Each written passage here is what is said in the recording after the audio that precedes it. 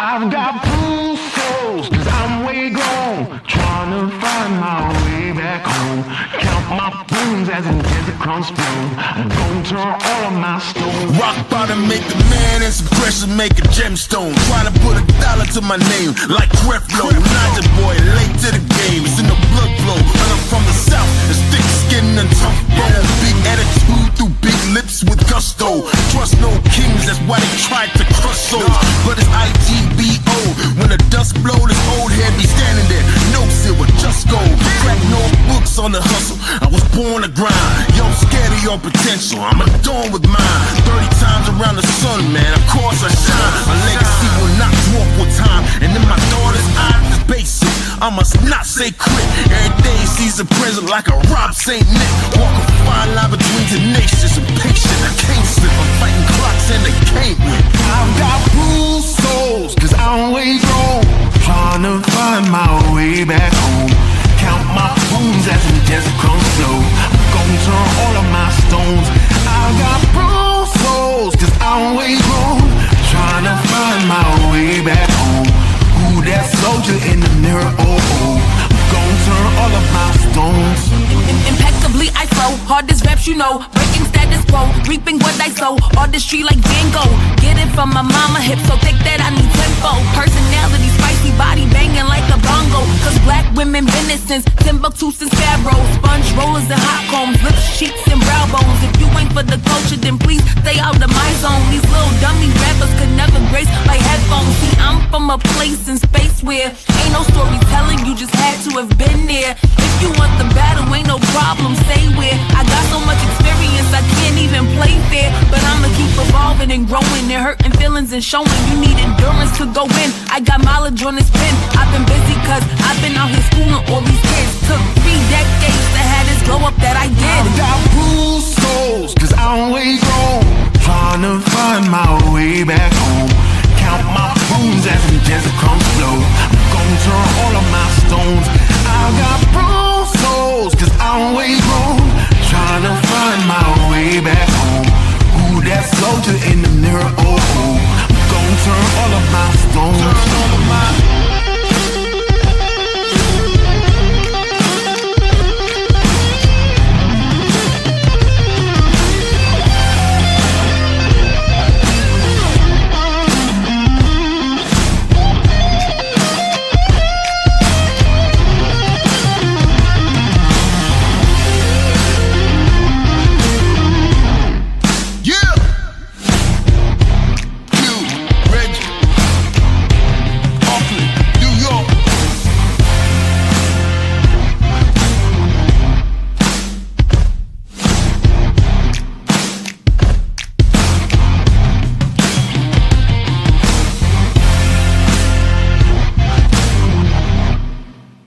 Let's watch.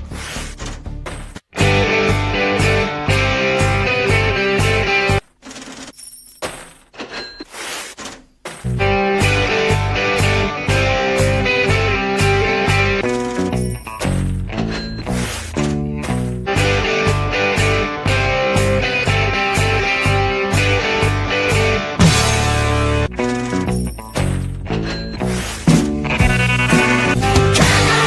on, listen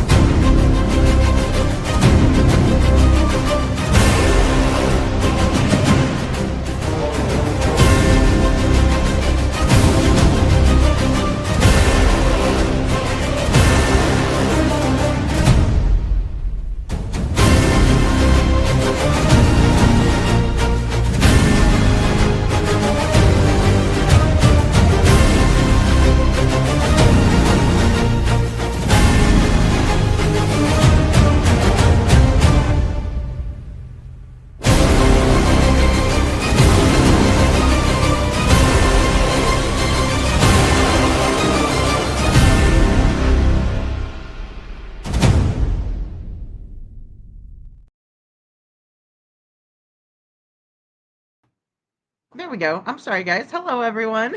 Welcome back to my channel. This is Lady Freedom here, coming at you with another raw narrative. It's so good to see you guys today. And thank you so much for being here. Dawn Emery, I saw you come into the chat, number one here. Good to see you, Dawn Emery and Kiki. So good to see you. Thank you for being here, Panda Bear's mom. Also, Town Chat Cafe. So good to see you guys. Thank you so much for always hitting the like button, guys. It really helps get out into the algorithm or whatever it is here on YouTube that gets the content out. So I'm so glad that you guys do that for me. It's so nice of you. And thank you to anybody who has hyped a video. I know that's a new thing. So thank you so much for hyping the videos. I don't know that we can see how many hypes we get. It might show up in analytics like when we get them on Mondays, but I haven't noticed. I just know some of you have told me about hyping the videos, and that is really, really nice of you because I think everybody gets like a certain amount of points or a certain amount of hypes to hype up videos. So if you choose me to hype a video, I really, really appreciate that a lot. So thank you so, so very much. Um, no, Town Chat, I did not. I was exhausted yesterday. By the time I got off line, I pulled in the interview, the first interview that I want to go over again with Chris and Katie. When we start this series of going all the way back and analyzing again these statements by the Proud Feet and the time frame, and I got probably 45 minutes into Duchess's live. Her first live wasn't 3 hours like I thought it was. I thought for some reason I thought it was 3 hours. It probably just felt like that, but it was 2 hours. So I know I had mentioned that it was three before. It's actually two. Me and you, thank you so much for being here. Good to see you.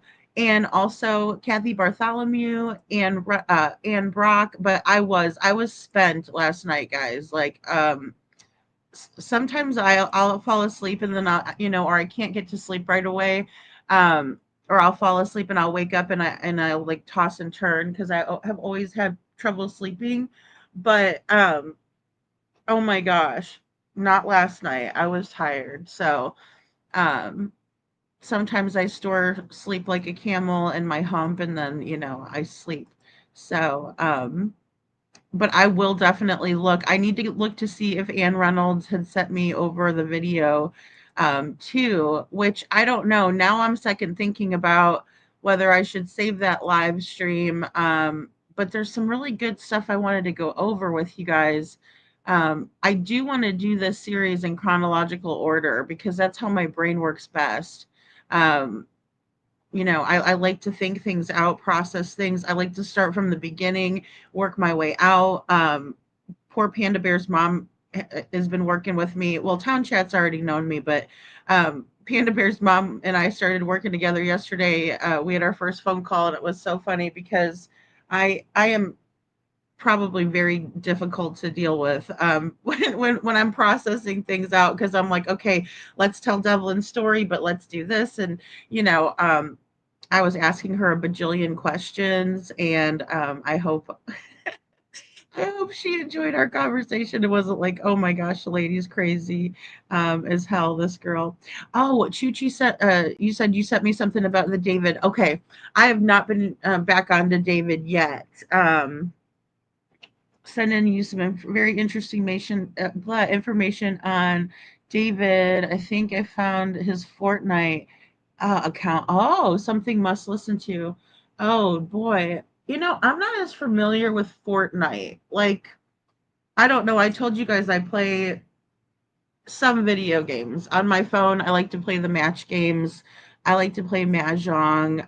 I used to love to play Words with Friends, but a lot of people won't play me because I'm pretty darn good at it. And so a lot of my friends are like, I'm not playing you again. You're always beating me, you know. So hey, Seclusion Works, bonjour, good to see you. Runs in and grabs a seat. Hey, Seclusion, it's so good to see you always. And hey, Canadian True Crime, good to see you as well. So good to see all you guys. Hey, Rob Beanie, Devin in the chat, saying hi to Seclusion. Good to see you guys. Let's see here. Bonjour to chat, says Seclusion. Teresa Scott, good to see you. Thank you for being here. Also, Mama, so good to have you, Mama. Good to see you this Tuesday. Hey, Kelly Holcomb. Oh, thank you, Teresa Scott, or Teresa Stott, excuse me, for becoming a new member. Welcome to the Dragon Tribe. We love to have you here. Thank you. And hey, Pebbles, good to see you. Thank you for being here. Also, let's see. I love how everybody says hello in the chat. You guys are so friendly. Oh, good. Panda Bear's mom. Me too. Me too. I'm so glad. I was like, I hope she doesn't think I'm too much. Because it is a lot to process through, but that's just how my brain works. Like I have to go back and process the beginning, even at this point, which is tough with the Sebastian Rogers case. But I thought it was funny last night. We reviewed Peter Hyatt, and he's like, I don't know about all these interviews. The property just went on a whole tour, and I don't know that I want to, like deal with that. And I thought that was so funny because it is a lot. And then Chuchi, I know that you had sent over the list as well. And I haven't had a chance to look at that, but if I need to add anything in there, I will. In terms of like, or if you need any information, let me know if and if I have anything, I'll ask you too, because it's a lot, right? And then the dates, you actually have to click into YouTube to see the exact date that it was posted. Otherwise, it'll just say like a year ago, 2 months ago, 3 months ago, what have you. Hey, perfectly imperfect boy mom, good to see you. Thank you for being here. And I so need to get together with you as well. I'm like very much behind on everything, but it's okay. We're trucking right along. But I saw that there was something that I had missed. I guess it was yesterday with Daniel Martell, and I suppose it might have been right after we did the update on Lily and Jack Sullivan in Nova Scotia, Canada.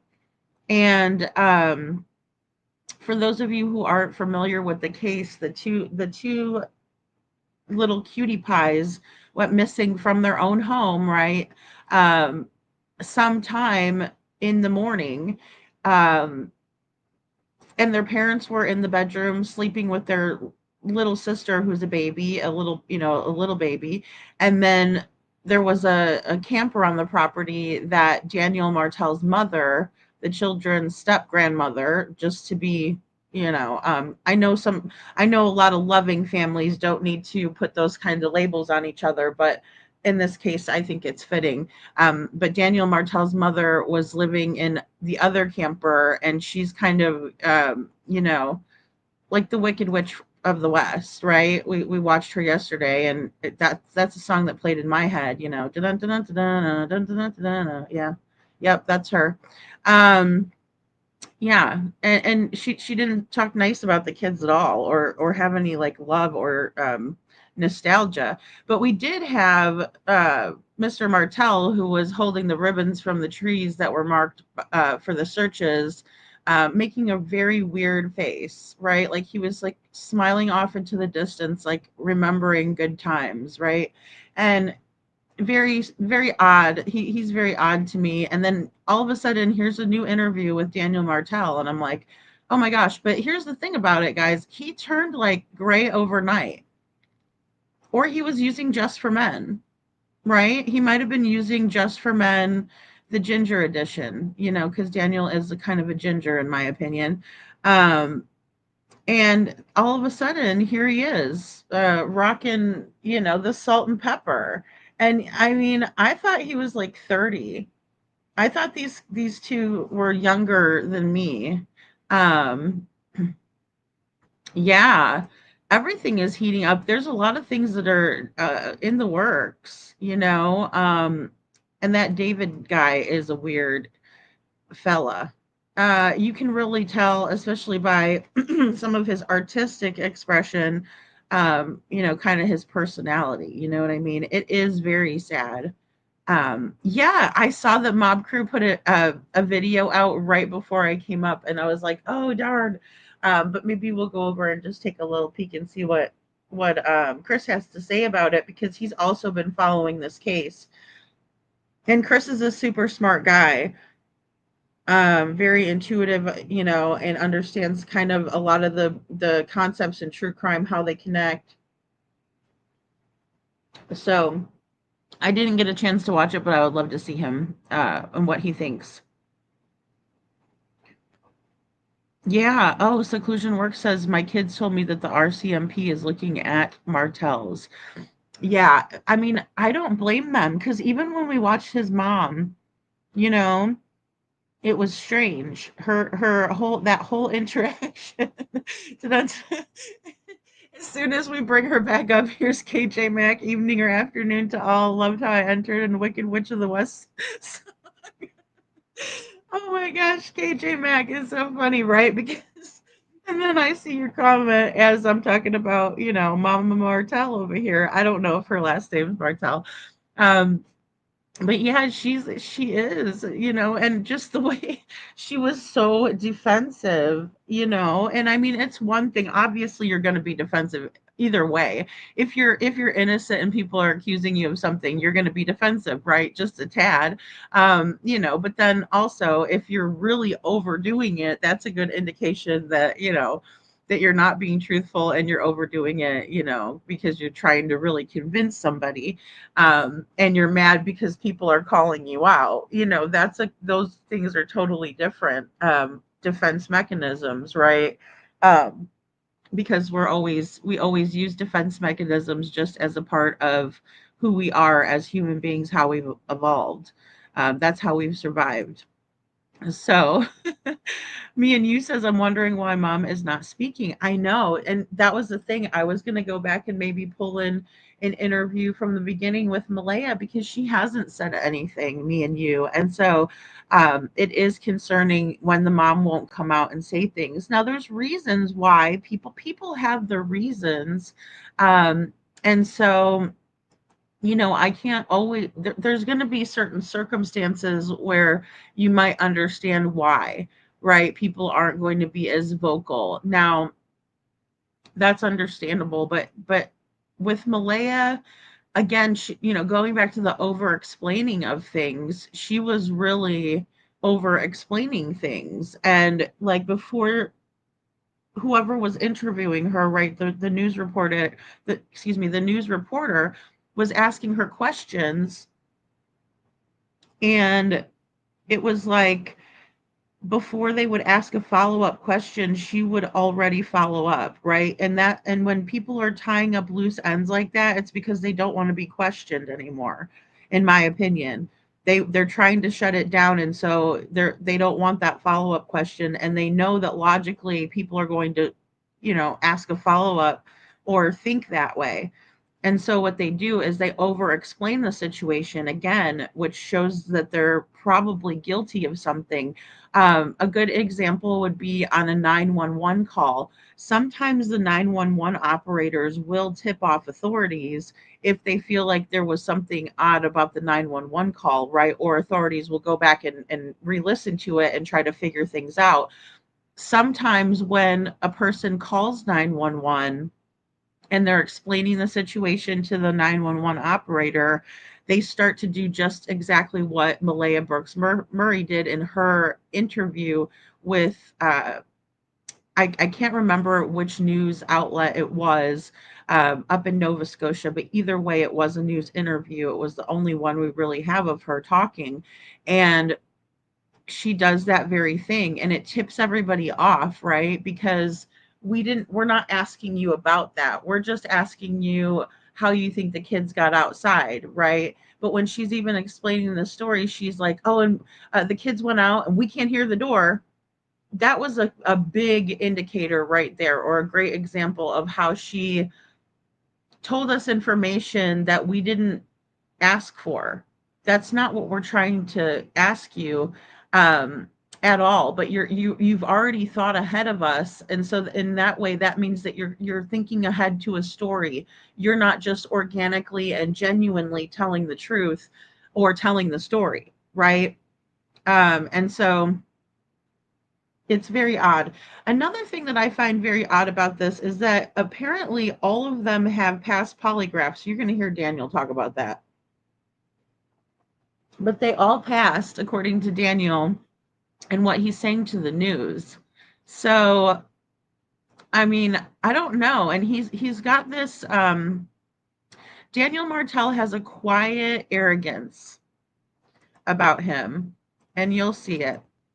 Well, I'll be sure to point it out. No, but he's got a quiet arrogance about him, this guy, and I can see how he can somewhat be charming, even though he's very creepy. He needs to fix his chain. At his clasp is in the front.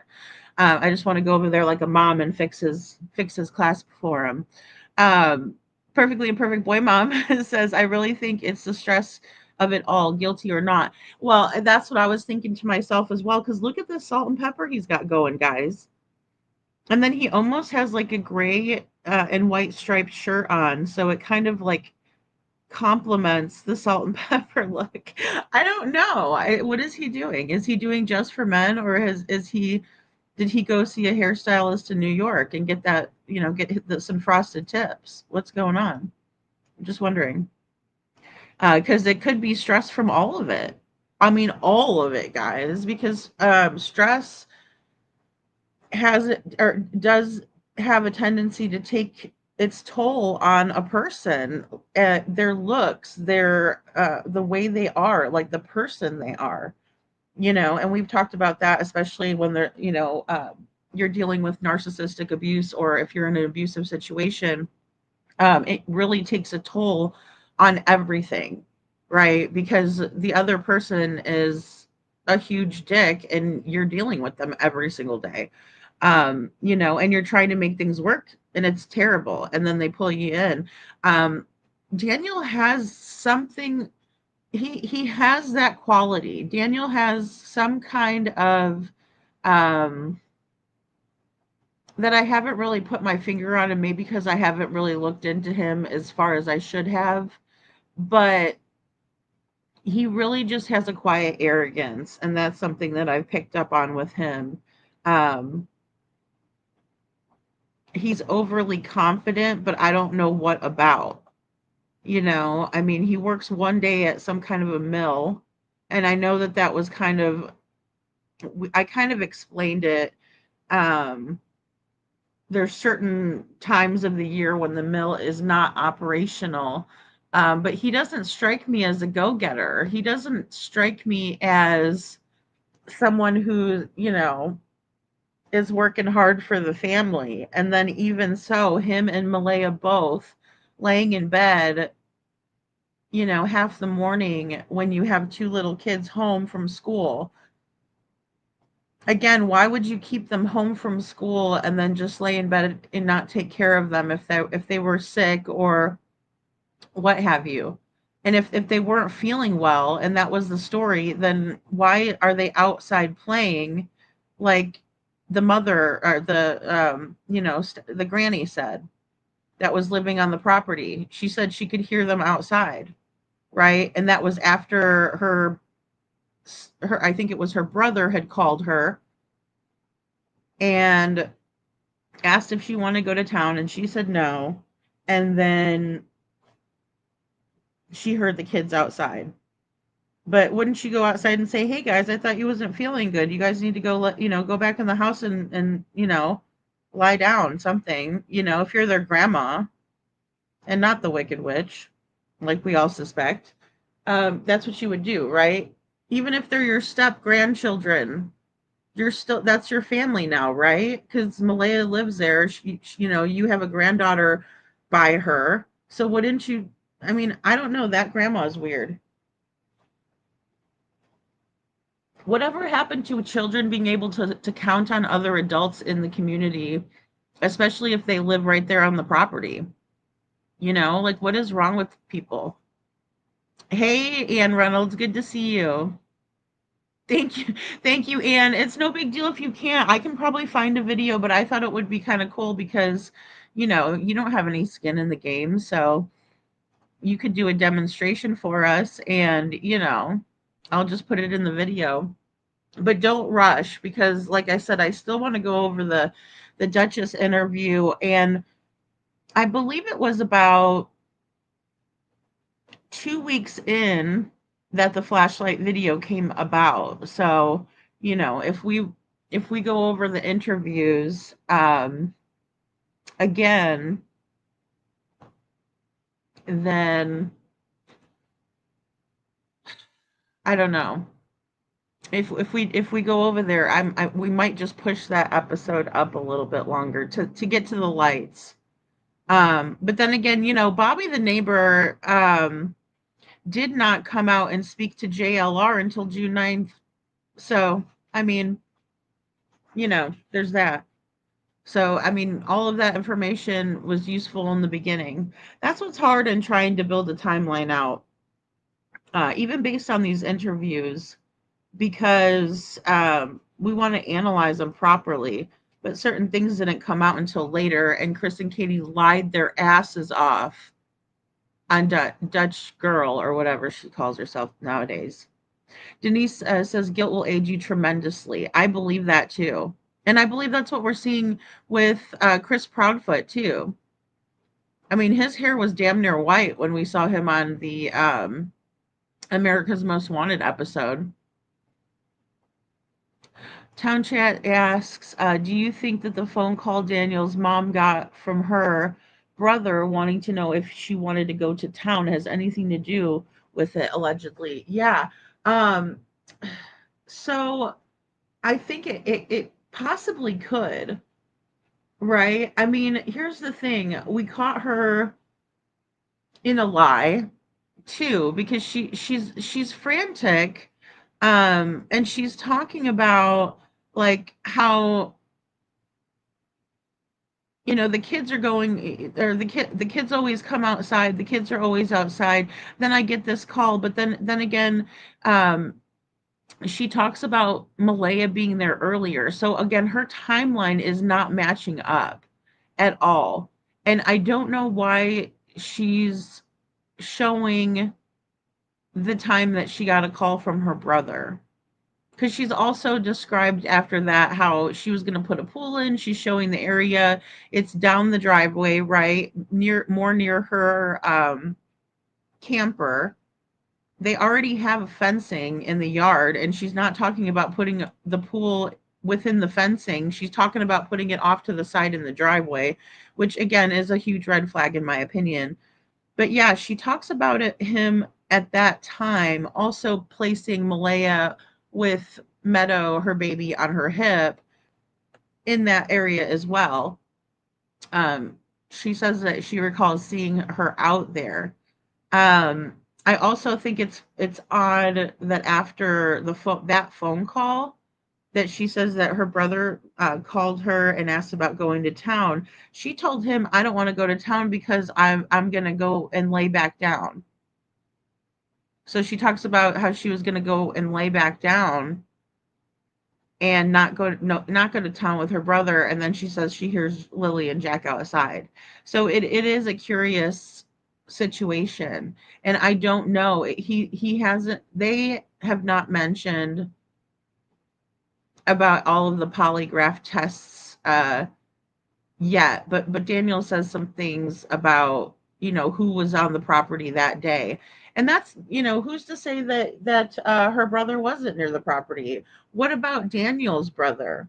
I haven't heard anything about Daniel's brother, and I thought Daniel's brother was on the property.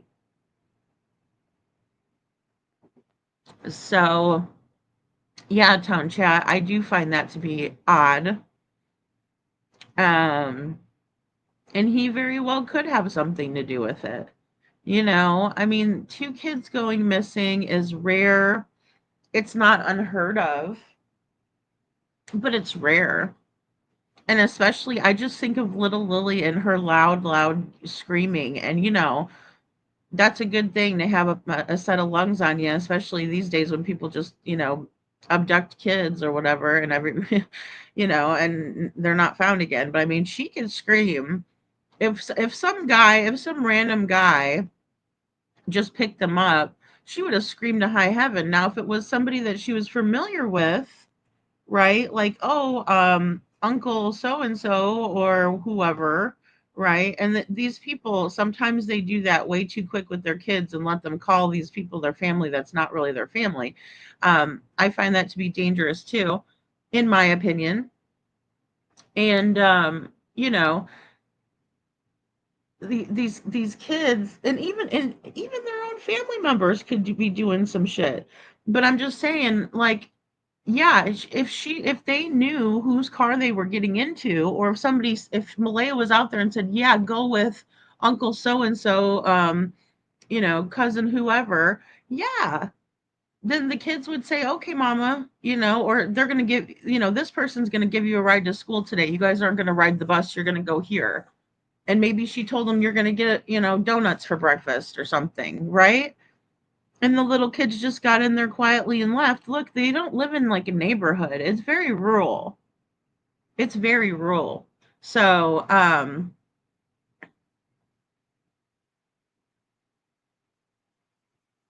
yeah, Devlin also had a keychain. Panda Bear's mom. Yeah, yeah. And didn't he have a flashlight on his key? Didn't he have a keychain flashlight? You were telling me about that. Okay. Andrea says, yes, seclusion. Allegedly, Daniel's car was towed by the RCMP for a search, etc. It sounds like the RCMP is doing their job. I don't think the RCMP is not doing their job. If you guys don't mind chiming in from Canada, what do you all think about the RCMP doing their job versus not? Because I think they are, but Daniel Martell, he does mention that in his interview here. He talks about, why do you think the cadaver dogs are being used? He says because the RC to show the public that the RCMP is doing their job.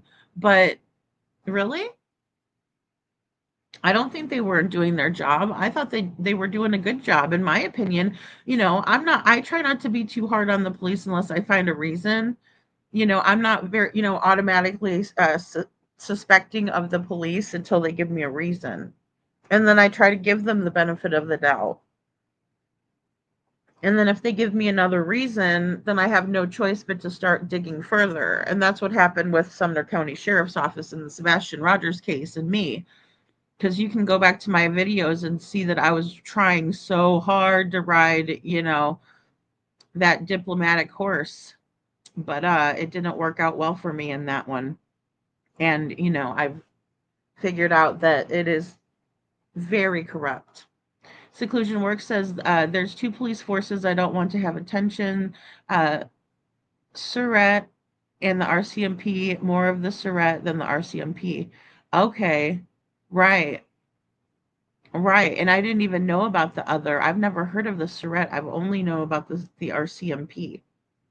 KB is definitely one. She even looks like her, in my opinion. Giving too much information is a red flag, in my opinion. I think so too. The over explaining, right, Teresa? Like it's just, if it wasn't asked, then why are you thinking so far ahead? And it kind of tells me that you've already scripted a story. You're telling the story you want to tell, not the story that actually happened, if that makes sense. Hey, Lisa King, good to see you. Very good to see you guys. I'm suspicious of anyone who feels the need to announce the poly results. True, especially when not asked. Yeah, absolutely. He's definitely reminding this reporter of the results. Like, oh, and if you haven't heard, you know, I passed the polygraph. So did Malaya. So did my mother. We were all on the property. Nana, nana, nana. Right. And also, it even seems like he's gloating, right? Which, I mean, maybe he is, and maybe he has good reason to. Maybe people have really, you know, taken it hard on Daniel. I haven't taken it too hard on Daniel, I don't think. But I'm about to if he keeps it up because he's giving me red flags, Um, yeah, and red hair, red flags. No, I'm just kidding, seclusion. Um, hey, Linda Nunley, good to see you. He has what's called the Nova Scotia stubbornness. Okay, is that what it is? Seclusion Work says he's got what's called the Nova Scotia stubbornness. Yeah, and I mean, I am very stubborn, so I can recognize stubborn people pretty easily. But that is true, though. Now that you say that, I do see a stubbornness in Daniel. Yeah, good call. That's funny though. Blessed says, "Hey everybody, much love to all." Hey, Blessed, so good to see you. Dichotomous Earth kills most insects naturally, including silverfish, bedbugs, anything with an exoskeleton as well. Ew, the exoskeletons. Blech. Yuck. That's creepy. But I know what you mean. That dichotomous Earth is used for a lot of things, actually. KJ Mac, yes. Hey, Mary Patterson, good to see you. I don't know. I'm gonna have to look back and see, Chuchi. There's a couple. I know I don't have for sure is the one that Chris was on Cluminati back in May of 24. And I don't have that live. I've not listened to that live in its entirety. I've not listened to that one in its entirety. And I know for sure I don't have it downloaded. I have most of them downloaded and saved right away because I always worry people are going to take them down. Like, I try not, I mean, I've not taken anything down. The only video that I absolutely had to take down, and it was not my choice, was a video that I did about Crystal McCrory Jones. And the only reason I had to take it down is because Forever Nikki's mom struck my channel and was trying to get my channel taken down completely because I did a tribute video for her and her daughter who passed away in the beginning, and she struck my channel for having her photos and stuff in my video. So I had to take that live completely down, and I still have it. And when I went to re-upload it, YouTube flagged it because of the content. And the content in that is because Crystal McCrory Jones was um, blamed for taking her own life when it was really her husband who did it, right? And I have a lot of videos that I've made, but that was when her sister Crystal was up on my panel. So yeah, me and you, yeah, she is over explaining, in my opinion. They are all over explaining, and that's the problem. When, especially because they were all there. So it says to me that they must have all gotten their story straight, and then they've run with it, and then Malaya just completely won't say anything, just like Katie Proudfoot. You know, I'm so mad I didn't get notified you were on. Oh no, hey Sandy, good to see you. Thank you for being here. I know I did it at the last minute today too, with the live, so I apologize.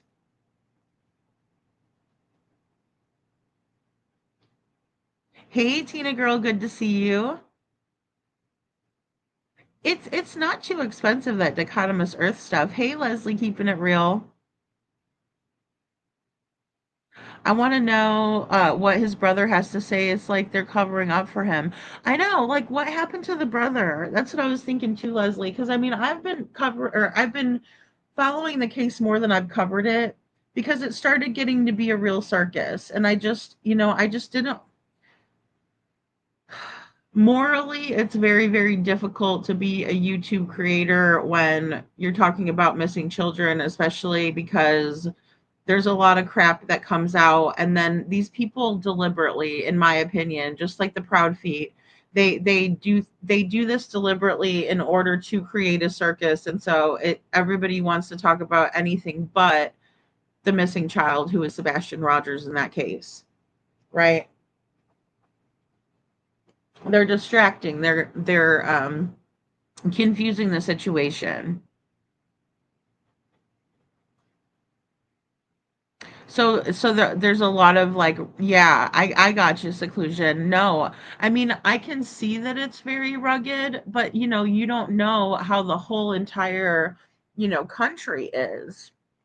So, I didn't know if there was some very, very rough and rugged places, and then there were some, but I've seen some beautiful pictures of Canada. I would love to go visit Canada because it looks like it's so beautiful, nature-wise.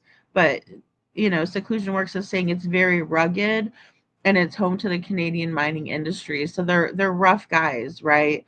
Um, Working class guys. So yeah, they're going to be a little bit more, um, you know, maybe not like Chris Proudfoot's boss, that not that bad, hopefully. The guy that was on there yelling at and talking all that dirt.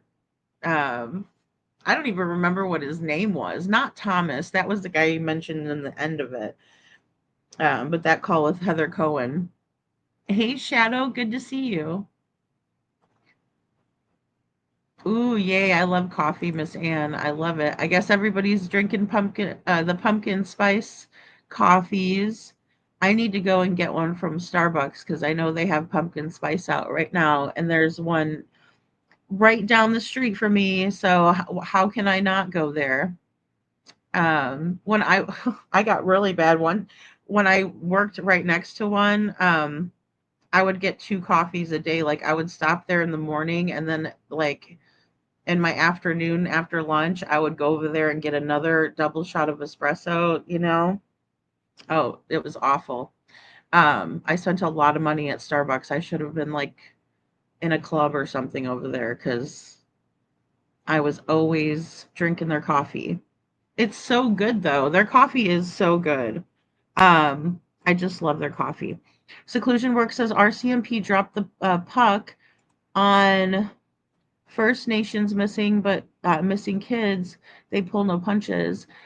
Yeah, yeah. Well, and see that's good. That's kind of what I was thinking because I know that people were saying sometimes they're very lenient and things like that, but it seems like they're taking this like very seriously. So that was my take on it. But sometimes, I get it wrong, or I might only see one side or aspect of things. So I love how you guys can tell me, especially living in Canada yourselves, how it is. Aw, thank you, Leslie, keeping it real. You guys are so awesome to each other. I love that. He's trying to, yeah, run the narrative. Yeah, I think so too, me and you. I do. Um, Very interesting.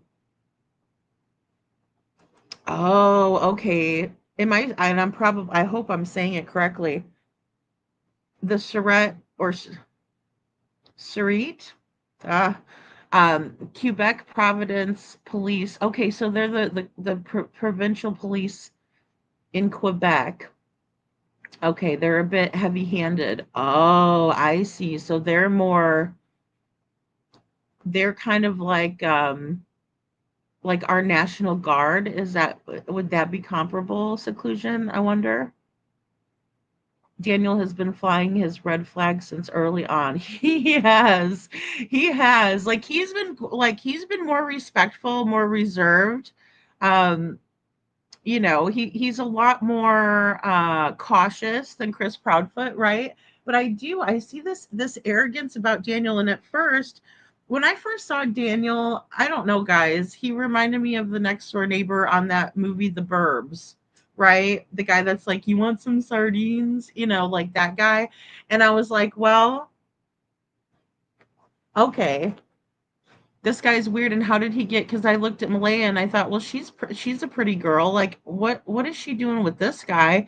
And then come to find out, he does have a bit of property, and they have this baby together. And then I see other pictures of Daniel and I'm like, he's not a half bad looking guy, right? But then I also see this charm about Daniel where, you can almost see where when he's being nice, he can be quite charming. Right. And I see that in Chris Proudfoot too. Not to say that I'm attracted to these guys, but I'm trying to figure out why another woman would be attracted to these guys, right? And sometimes you do fall for people for their personalities rather than their looks, right? You might not at first glance look at that person and say, "Ooh, I think that person is hot," or "I like that person," but you might get to know a person and think that their personality, kind of supersedes the looks department. Especially when you get older, you start realizing that like looks aren't everything. But you have to have that attraction, right? And that's got to be there. So you try to figure out what's the attraction, right? I do at least. I do at least. And I'm always side eyeing guys. And I'm sorry to all the guys that come in here. I love you guys, but I'm just saying, when you're looking at a situation like this and trying to figure out, is there domestic violence? Is he hurting the children? Because he's a stepfather, right? So, and I look at the stepmothers the same way. But from a female standpoint, I'm always wondering, what does she see in that guy, right? What did she ever see in him that could have made her, especially like trading Sebastian, who's fantastic and wonderful and cute, and her son, her only child, for Chris Broadfoot. It makes me wonder. Leslie says his hair has been going gray since May. I just noticed it really bad in this one. And like I said, I don't know if it's because of his shirt, because his shirt's like gray and white too. So I'm like, I don't know if it's his shirt that's like really making his hair pop or what. But I'm like, is he going gray? Like he is literally going gray. Chi says, Lady Freedom, I will check research, but in my opinion, she took it down. Everyone was looking for that at one point. Damn. Because I couldn't find, I mean, I didn't go looking for it on her page. I really didn't. Um, I really didn't. But hindsight played a clip from it. And I was like, oh, that's interesting. And then I was like, I didn't even know he did that interview. And I'm like, it's from when? And I look because she's really good about putting like the dates and stuff on her on the interviews. Like this is an excerpt from, whatever date, whatever show. And so I was like, that's interesting that I didn't know about that one. But then again, I don't listen to Clue. I don't listen. I don't. I've never. I didn't even know about a lot of these people until Sebastian's case. I was more of like listening to people like Annie Elise, Stephanie Harlow, Derek Levasseur, a lot of the more analytical channels, or the ones that just will tell the story. I mean, I have tons of true crime. I mean, most of my subscriptions are true crime, and then music. So yeah, I've never even heard that one all the way through. So, because again, I don't like to go over there and listen about people's life, but with their that stuff in their bedroom. I don't want to hear it. It's just it grosses me out completely. Hey Faye, good to see you. I have to hear enough gruesome details in true crime. I don't need to hear people's bedrooms capades. Linda says, I'm tired of people calling missing children's cases a circus. It's not. They're missing children. Stop calling it a circus. It's not a game either. Yeah, I mean, it is a game for some people, though. It is. I mean, just speaking of the channels, I mean, look at what Chris Proudfoot did on Cluminati's. And, that was even back in May, but he just did another one where he joined her, and was on camera. So, and they do deliberately make it into a circus, in my opinion. You know, it's like, look at me, look at the act that I can put on, and it causes people not to take the case seriously. It causes people not to want to even deal with the case, even follow the case. It's draining, it's exhausting. But that's what it's designed to do. Because most people don't want to good people don't want to deal with that bullshit. Good people want the children to be found. They don't want to sit here and watch the step parent act like a fool on a live stream or make fun of the other parent. It's revolting to a regular, normal, good person. It's revolting. It's repulsive. It's putrid, right? It's enough to make you sick. And you know, most people that are good people don't want anything to do with it, you know? But the problem is that when the stepfather goes on and talks with one of these nasty channels, most regular good, uh, especially the experts, are not ever going to see it. Just like Peter Hyatt said last night when we reviewed his live about Chris Proudfoot. He goes, I don't want to go through all of those. Do you realize how many there are? And then all the bullshit he has to listen to? 2 to 3 hours of just nasty crap out of his mouth about Sebastian. I mean, and there's several other live streams that Chris Proudfoot probably went on um, too on those hate channels, but see, they take them down. And that's what, again, it's designed to do. So it's not really the children, or it's not really people calling the missing child's case a circus. It's not their fault. It has become a circus, and they are missing people. But it has become a game to those people because guess what? They got paid and they're laughing, Tina girl. They're laughing. They think it's funny and cute. They think it's fun to be a part of Chris Proudfoot's circle. Right? A guy who has no friends before all of this, but neither did they. Neither did they. Because I'm probably guessing at this one, but I'm sure unless it was one of the other degenerates that showed up at Clues that night, she doesn't get many visitors to her house. Right? And I put that in the video because I think it's true. Hey, Holly S., good to see you. No pumpkin spice for you, Shadow. You don't like it? I'm kind of like that with hazelnut creamer. Like, I'm so over the hazelnut. I'm like, ugh, I don't even like it anymore. Especially because I got like the cinnamon Cinnabon one, and I was like, this is way better. So now that's my jam. But I like caramel macchiato.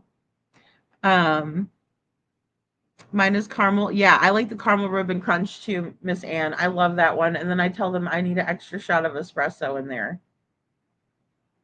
I'm like, pump that baby up with one more shot of espresso. Tina Girl says, I'm not a big pumpkin spice either. Chuchi says, Lady Freedom, I just sent you some videos on Chris and Clue. I don't know if these are the ones you're looking for. Thank you. Thank you so much, Chuchi. And like I said, I'm sure there's ones from the hate channels that he went on as well that I have not listened to.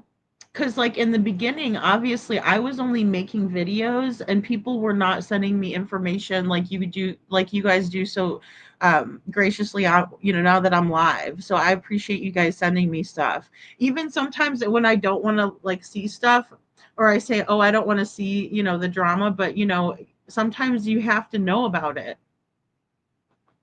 Right? And it sucks. Shit, there's people that I go check up on just to see what those little fuckers are doing.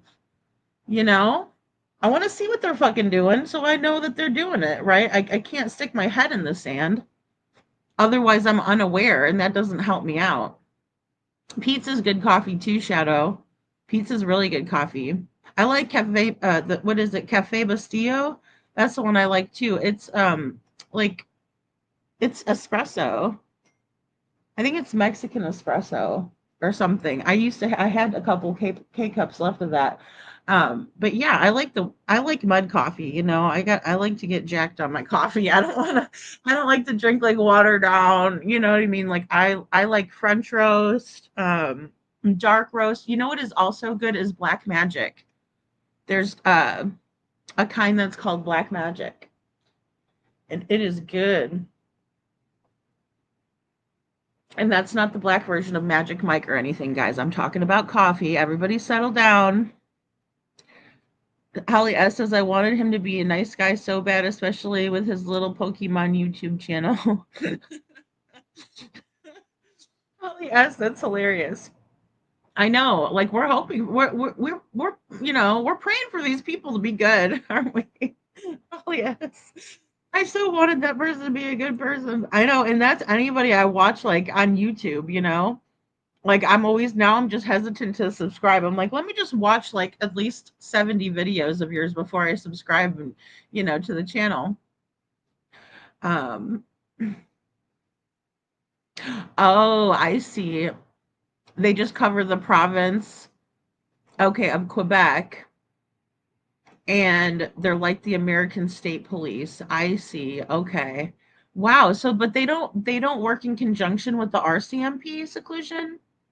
That's so interesting to me. Hey TC, the similarities of no, they will not find them, and no, he will never be found between the stepfathers is crazy and disturbing and saddening in my opinion. Yeah, I mean, I got that vibe today, TC, and we're gonna watch it. I just love having conversations with you guys, but I will say, um, it's there's a lot of similarities between Chris and Daniel that I notice, but Daniel's more reserved, he's more cautious, but that doesn't mean that he's not as manipulative, as sometimes maybe even charismatic, because I'm sure there's a lot of people that say that Daniel didn't have anything to do with it, and they're blaming Malaya because Malaya's not, being quiet. Now she did leave Daniel. Does CP have a personality other than anger? Tina, yeah, it's called manipulator. you know, and those are the things that I always look for in these guys. I do. KJ Maxx says Foot gets women who don't have high self-esteem, in my opinion. They have vulnerabilities. He spots like a skilled predatory creature. I agree with that 100%. Yeah, he's looking out for, and that's what they do. They look out for people who have that vulnerability factor. I agree. I agree. Even as beautiful as Nina is, in my opinion, um, was not expecting to see him being the mother of his other child. I did not expect to see Nina, right? But that there she is, and she even seemed to have still a bit of a trauma bonding with Chris, Christopher, she calls him, and this completely different, um I don't want to say persona, but I mean image, right? That you get in your head. And she too went back to him, right? Kept going back to him. So something was keeping her. Obviously, they had the baby together. I mean, but even before that, he had to have charmed the pants off of her, right? Because otherwise he never would have gotten, a woman like her. So he has to have that factor about him, about himself. And he does, and I agree that he does choose women who have a lower self-esteem about themselves. Otherwise that kind of stuff wouldn't work, right? It's just, kind of what it is. That's why it's really important to really like embrace and love who you are, and be true to yourself, because you know it makes you less of an easier target, in my opinion. I wonder what people are getting into YouTube and trash videos. Is their search page, do they report them? I mean, I don't know. I'm pretty sure people do report, videos. Yeah. Seclusion says, Lady, let me explain how it works. RCMP is the federal level. Oh, okay. So they're the FBI. Each province's own police force, Ontario provincial police, etc. Okay, thank you. So they're the big dogs. They're the federal level. Thank you so much, Seclusion Works. That makes sense to me completely now. Great, thank you. Aline says women like the bad boy look in CP. In my opinion, yuck, this one. Yeah, that is a huge, that's a really big one. And I think like when we're younger, some of us are, attracted to that, right? The edgier guy, right? Um, Completely. Yeah, I agree. Yeah, I can see how he's can be charming too, Holly S. I can too. I can see how Daniel would be charming as well, you know. And let's face it, you know, sometimes people grow on you and they're doing it strategically and you don't even know it. Right? It's like, yeah, they grew on me. Well, they grew on you because they were telling you everything you wanted to hear. And narcissists are absolutely the best at that, knowing and telling you exactly what you want to hear when you want to hear it. They're very good at that. And that in of itself is very manipulative and also can be used as leverage. I still don't think he did anything to them, but maybe he knows. Right, Sandy, and see that's the thing. That's a strong possibility. And another thing is, if they just, let the kids go walking out or dropped them off in the woods, that doesn't, if they're asked, did you kill the kids? Well, no, they didn't kill them, right? But they left them out in the woods someplace. So it depends on what kind of questions he was asked during that polygraph too. And we did watch the interview with Daniel when he goes over that, what all they asked. Ah, seclusion. I love that. I prefer my partners to be strong-willed, smart, and blonde. Well, and that's the thing. Some people really have their types. You know what I mean? Even when I was watching the interview with Gabby Petito's mom and stepmom, right? Um, it was cute because they both look very similar.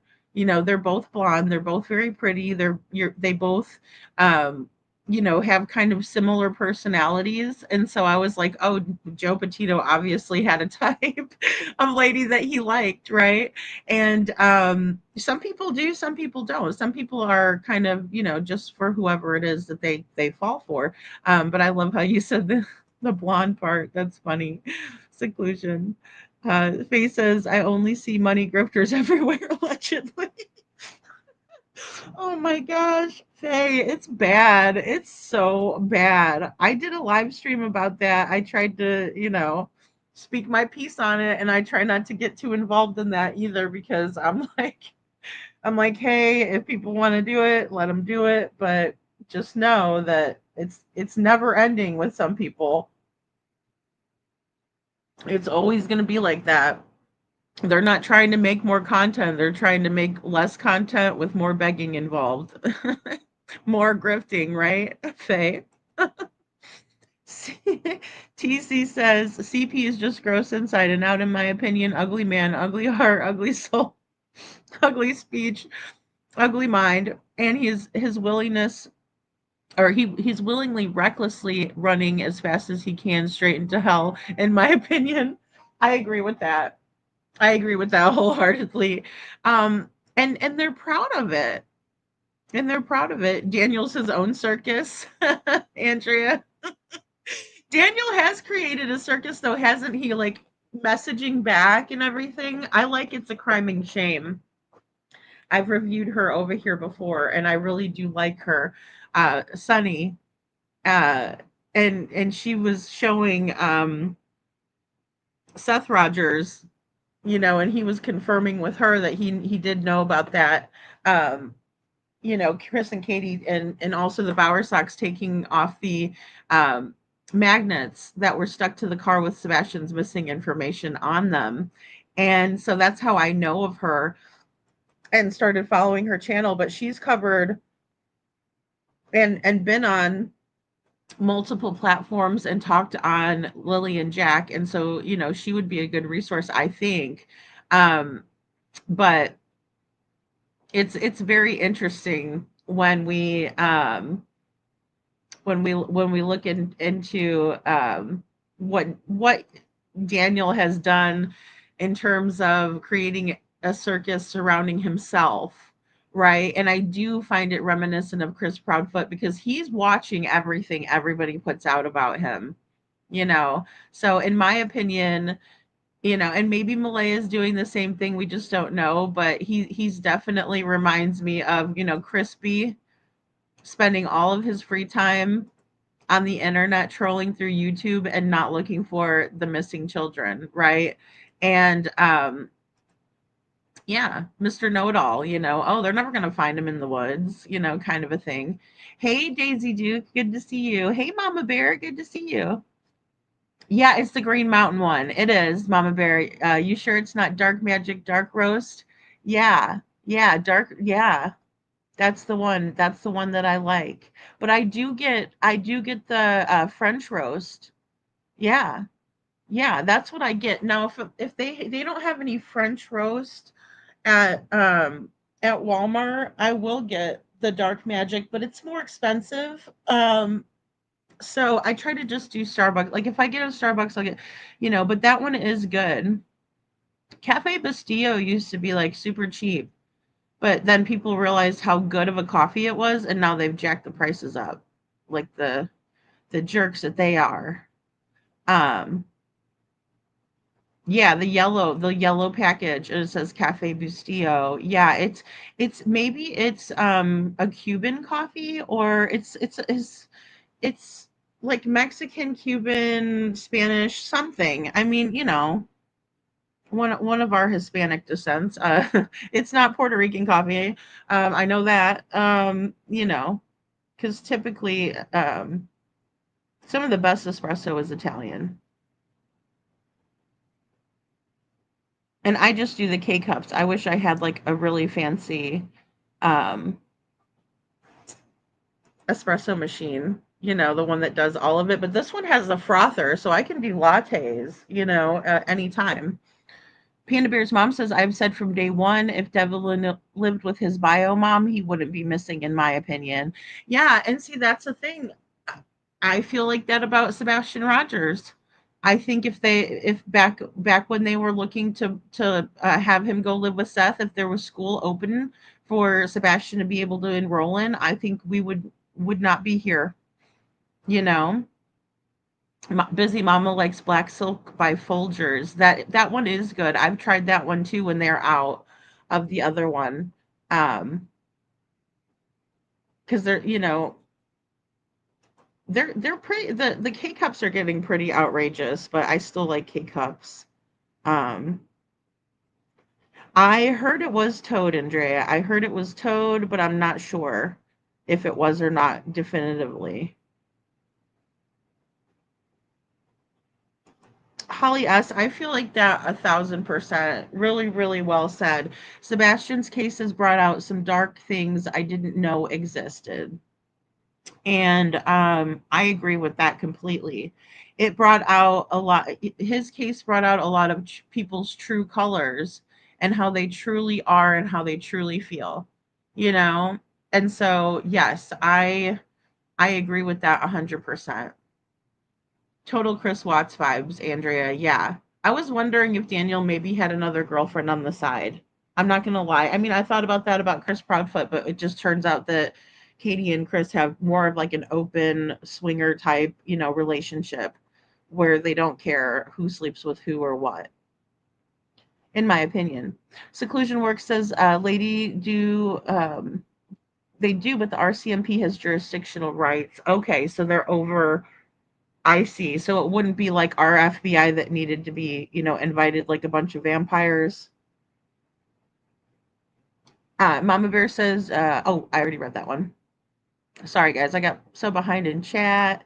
Daisy Duke, thanks for being here. Let's see. I think he promises single moms and easy life, and then they learn it's far from easy. That is a really good point too, Holly S. And that's the thing.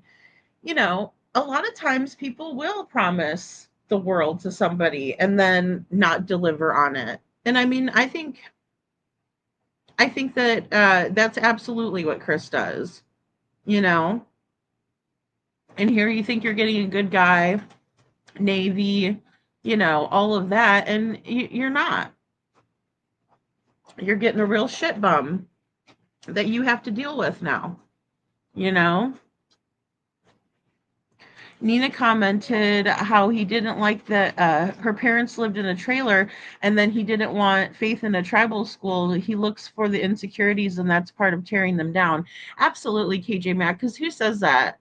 You know, and if you're going to go stay with somebody, why are you, complaining about their living situation or conditions, right?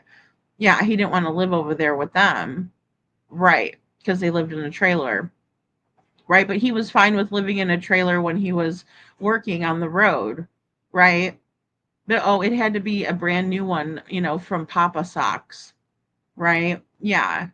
Yeah, and he has no, like we were talking about that last night, because Peter Hyatt's like, I can't believe he can actually give parenting advice or he could actually, act like he's some kind of, a big shot when his son is out there missing. It's because he has no self awareness. It's because he's a grandiose narcissist, right? He's got delusions of grandeur. And that's how he's able to pull it off. And his little fragile ego will never let his brain understand what a true loser he is, in my opinion. Tina Girl says, "What if the kids accidentally took something they shouldn't have? They could pass on that question because it was an accident." That's true, Tina Girl. That's absolutely true. Yeah, because I think that Daniel was definitely on drugs in the beginning, and I think that's why the kids were taken away from him as well. There had to have been a reason why they did that, and it had to have been drugs. Because look at him; he looks clean now. He looks clean like he was when Malaya first started dating him. There's a very low bar for me when charmingly becomes icky. Yeah, my late husband was super real. He didn't have a charm. He didn't have to charm me. I guess I didn't. Don't trust that. Yeah, and really, charming is a dangerous thing, especially when someone's acting like they, oh, I like everything you like, and oh, you're so great, and da da da da. It's a good feeling to have in the moment, but in the long run, it doesn't last, and it's dangerous. It's very very dangerous, in my opinion. Thank you, Miss Anne. It is a Mexican coffee. Okay, that's what I was thinking the Cafe Bustillo is. I love it. I love it. Anne says it's supposed to be brewed in a tiny, small cup and drink really strong. See, no wonder I love it. But I do put creamer in my coffee. I don't put sugar because there's enough sugar in the creamer. You know what I mean? Hey, Alicia Hot Wheels, good to see you. Alicia Hot Wheels says we need to be looking at Justin, the brother. He was so upset, and then him and his mystery dog disappeared. Did the dog attack or accidentally back over them both? I don't know. My opinion. Oh, yeah, that's a good point. What if the kids got mauled by a dog, by the dog or something? Yeah, I see what you're saying. Justin, the brother. I'm wondering about Justin, the brother, too, Alicia Hot Wheels. Thank you. Yeah. Yeah, and maybe it was an accident and they're covering it up. I think that that's a very strong possibility. Um, ah, I hope you rest up, seclusion. Sandy says, is there anyone doing 1, 2, 3 of it all going back CP? His mom switched trailers and then got a new one. Where did the idea go back when we found out they took CPs to Alaska, aka Oregon, um, and also Oregon? I mean, I'm still very suspicious of that. I'm still very suspicious of the campers because they, seem to have been switched out. He was also allowed to go on a 17-hour trip to gather them, even though it's 3 hours and 37 minutes doorstep to doorstep. You guys know I've lived RV life for the last few years, and it's very easy to pack up and, move. That's part of RV life. That's part of the appeal, so to speak, right? Hey, Krista, good to see you. Pumpkin spice moonshine. That's hilarious. Town chat. I'm so bad. I needed to do that. No, I love making the apple pie one, but I do put pumpkin spices in the apple pie moonshine. I do. Um, I need to get on the ball with it because the longer it sits, the better. And it's better for me to be making it for, if I'm making it for Christmas, it's better for me to start making it now. But I don't know. I hope YouTube wouldn't ding me. But if I just do all of the whole process and add the booze in later, they shouldn't care. And besides, they don't have to drink it. I'm giving it away to people. Like I like to do that as a boss's gift, because it's really nice, and you can dress up the mason jars and stuff. It's really cute, and most bosses like to drink, and I know Nate's boss does, so I'm sure he would love to have that for Christmas. They always love it. They're always like, "Oh, that moonshine was so good." And then I usually make cocoa bombs if they have kids or whatever. I'll send them still cocoa bombs, because those are super fun to make. But I want to do that. I won't do that until November with the cocoa bombs, though. The end of November probably. So we will do that though, because that'd be a fun live, to just talk true crime, and then you guys can watch me make cocoa bombs. Justin is too quiet and too non-existent is the highest level of suspicion on my list. Well, and that's I was just wondering because we haven't heard anything, you know what I'm saying, about him. It's been a while, you know. Oh, thank you, Chuchi. Thank you so much. I wonder if Hindsight has the whole one. I need to ask her. I need to email her. Creamsicle moonshine. Ooh, that sounds really, really good. Me and you says I love pumpkin spice.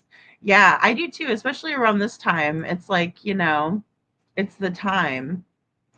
Uh Elaine says we have a RV at the beach. Love it. Yeah, and I mean, see, that's the thing. It's like it's nice because especially in Florida, you don't have a stationary house that if, like if you have to evacuate, you can evacuate easily. And it doesn't take long. Oh yeah, bourbon balls. Yeah. Town Chat says you know the recipe for bourbon balls. Well, you should make it with moonshine flavor instead. Yeah, I have not made like my family used to like to do like rum balls around the Christmas time, with rum and stuff, but I haven't had one in so long. But that would be fun. They're like little truffles kind of a thing. Yeah, I would love to find that too. Mama, Panda Bear's mom says, I still love looking, or I'm still looking for a video of a 911 call of the aunt calling the night Devlin was missing. Hey, Wild Wolf, good to see you. Katie 36, just like my daughter, who turned 36 on the 21st, born in 1989. Yeah, I was trying to figure out how old Katie was because um she was so bewildered talking with Chronicles of Olivia. I thought Olivia was a little bit younger, Olivia Vitale. I thought she was a little bit younger, but she's not. You know, I'm wondering. Yeah, I don't think they ever will in Sebastian's case. I wish they would. Faye, bring cadaver dogs to the family's properties of Sebastian. You know.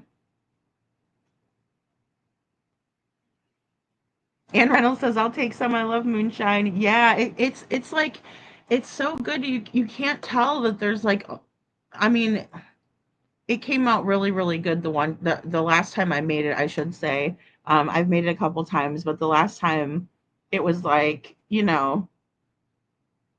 very very much like cinnamon and spicy apple spicy, apple pie-ish. So. Thank you, Chuchi, for looking for that. Yeah, I didn't have a chance to Google and see if I could find it, the 911 call. But those are always very important, right? Because even like I was saying earlier, just to see, what was said, just to see if they're already making up their story and over explaining and things like that. So, okay, guys, let's get right into Daniel's interview here. And here we go. So are you thinking that the dogs will go in there and won't find anything? I know for 100% they won't find anything. So what do you make of the fact that they are bringing the cadaver dogs in?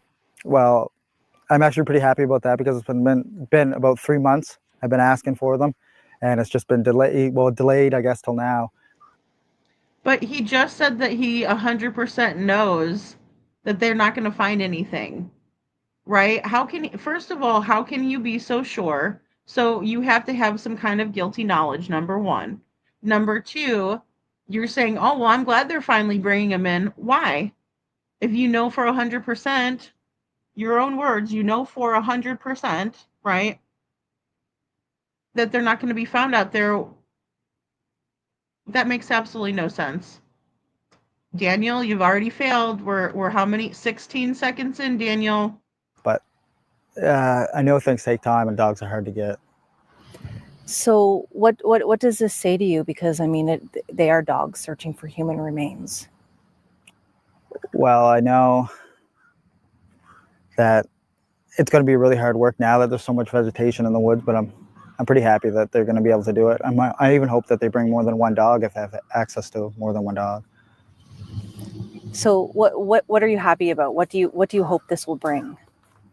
I would just like to see maybe the social media speculation theories and accusations, maybe they're not going to stop, but slow down, because at this point they're getting ridiculous. So are you thinking that the dogs will go in there and won't find anything? I know for 100% they won't find anything. I mean, that's probably why they waited this long to do it. It's just to keep the public informed, I guess, that they're hard at work.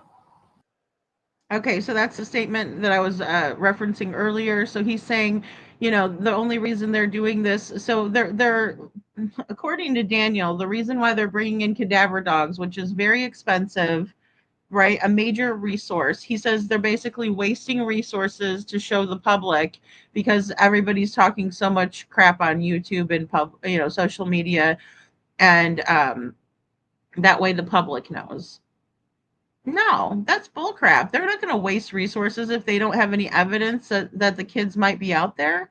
This guy's a clown. Do you think it will rule things out? Yeah, I think we'll rule a lot of things out. We'll rule out that the RCMP are, working hard, and there's no human remains on the property. Is there any piece of you that's preparing for the fact, like, what if they do find something? No, because I didn't do anything. I know Malaya didn't do anything. I know my mother didn't do anything. Those are 3 people on the property. I mean, after the polygraph exams, they should have known right there. We didn't kill any of the kids, or we didn't kill the kids. Why do you think that? All right, so he said after the polygraph, they should have known right there that we didn't kill the kids. So, there we have it, folks. And we were talking about that earlier. That's the wording. That's the specific wording. And that's how he might have passed the polygraph. Maybe they didn't kill them. Maybe something else happened. But nevertheless, they're missing. So, I mean, that fact still remains. And Daniel's saying, oh, they're not going to find them in the woods. Well, then you have to know more to know that 100%. Now, if he would have said, I'm 99% sure they're not out there, but he's not leaving any room for anything. He's saying 100%. We didn't kill the kids. Why do you think that they're not possibly, like, why that they didn't possibly wander into the woods? Well, with the amount of resources that were used, and I mean, for everything from drones to helicopters to classified technology and all the searchers on the ground. I mean, searchers on bicycles. They did everything. On the pipeline, they took in ATVs and Argos and side-by-sides. They used everything they could. Tell me about, what do you make at this point of? Guys, I also want to just point to the search for Travis Decker. Very close to Canada, right? So the terrain might be similar. They were searching and searching and searching for 3 months, that area where the girls were found dead, right? Peyton, Evelyn, and Olivia, their lives were taken by their father. The medical examiner said that the cause of death was asphyxiation. Asphyxiation. Sorry, that word is a tough one. for all three of the girls because they were found bound by zip ties with only their father's DNA left on the zip ties, by the way. And plastic bags were placed over their heads. The two older girls were found with 2 bags placed over their heads so they couldn't break free from it. And they fought for their lives, right? But their dad was found a mile away from the scene. 3 months later, bones and vertebrae and body parts scattered all over the place by wild animals because it's a rough and rugged area out there. And it took them that long to find him, right? So for Daniel Martell to say, oh, well, they did all of this and they never found him, that doesn't matter. It doesn't matter. They can look and look and look and look and look and look and look, right? Because the terrain is so rough and rugged and it changes too, right? There's more foliage at other times of the year than there is at other times of the year, right? So for him to say, oh, 100% they're not out there, he doesn't know that. He does not know that, in my opinion. The investigation of what RCMP have been doing or not doing, what's your stance on all of that? Well, I would like to go in for another whole round of polygraph exams. I mean, that would be, and maybe bring some new people in that are doing the polygraph exams. But I know they're hard at work. I've filled notebooks with just trying to help them find leads or give them any kind of small detail, answer as many questions as I can, or but I'm doing everything I can. I usually try to meet with them 3 times a week, and sometimes they're not around for that, or phone calls or texts, but whatever we can do. So I guess to bring it back to the cadaver dogs, since you've been asking for it for so long, I guess, you don't have any information on how that will happen? No, I don't even know where quite they're going to start searching or where they're going to do. Are they going to expand out onto the properties? The property there is fairly small. It's only 2 acres. So. Yeah. Will it be the whole 8.5 that they searched previously? I don't know. That's a lot. That would be quite a few. That'd be a couple weeks probably on foot doing that. Yeah. Right. Are you an expert though, Daniel? Are you an expert? Or are you just an expert in this conversation because you know what happened to the kids? Hey, Blessings. Good to see you. He keeps crossing his arms. Yeah, and as protection, in my opinion, that is a defensive body language. Absolutely, Leslie, keeping it real. It is. It's defensive. And you can see that he's trying to, hold his hands by his side. He's really trying. He is. You could just tell by looking at him. Like, watch this. Like he's talking with his hands here, but look at him gripping the bench, right? He's really trying hard to keep the same stance, right? Because he doesn't want people to analyze his body language. He doesn't. Because he knows that we all know what we're looking for, Thank you so much, Chuchi. You're amazing. He closes his arms, legs, guilty conscience, in my opinion, he's closed off. Right. His legs are crossed here. Right. And look, they're butted up against the concrete. So he doesn't move. He's trying not to move. He's trying with everything, with all of his might, not to move or make any type of defensive body language, right? He doesn't want to touch his face. He doesn't want to put his arms up. None of it. He's being very conscious and cautious with his movements, in my opinion, his body language. Great catch, guys. Absolutely, in my opinion. Yeah, I'm just trying to help L.E. Lana, good to see you. Lana, exactly. Right. Oh, I just want to be helpful, guys. Nothing to see here. I'm a good Samaritan. No, you're not. You're one of the fucking suspects. Holly S says a lot of times they go over the same place over and over. Then, unlike the 10th, they try to find the person. Well, and I mean, it's just so rough out there. It's so absolutely rough out there that it's hard to find someone, especially two little tiny people. You know, I mean, if they did put them out there somewhere, or if they did just drop them off in the woods, or if something bad happens or something bad happened and someone else took the children and did that, um, it would be difficult to find them. You know, Chuchi says he's an expert of being guilty and he thinks he knows everything because he's a narcissist. I agree. I agree. He is very manipulative. Daniel is. You could just tell by his body language and how he is very intent on putting out what he wishes the public to see. Right? So he has to have had done his own research on some of this stuff as well, just like we were talking about with the proud fee. Otherwise, he would just be natural and himself and genuine. Holly S says just like Christina Proudfoot. Sorry, on America's Most Wanted, saying how LE did so much and they couldn't find Sebastian. Exactly. And they just say, "Oh, Sebastian's missing." Well, he's not just missing.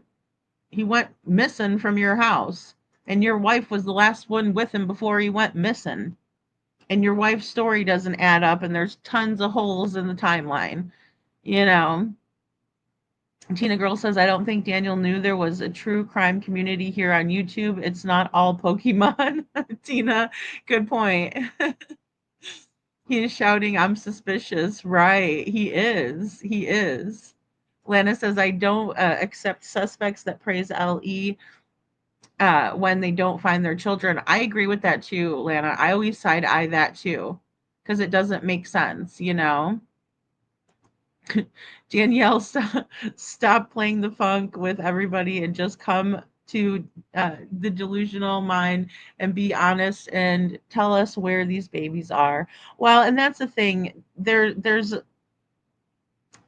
obviously more that he knows that he's not letting on, right? Especially when he's willing to say, I'm 100% sure they're never going to find him in the woods. How can you be 100% if you truly don't know where the children are, Daniel?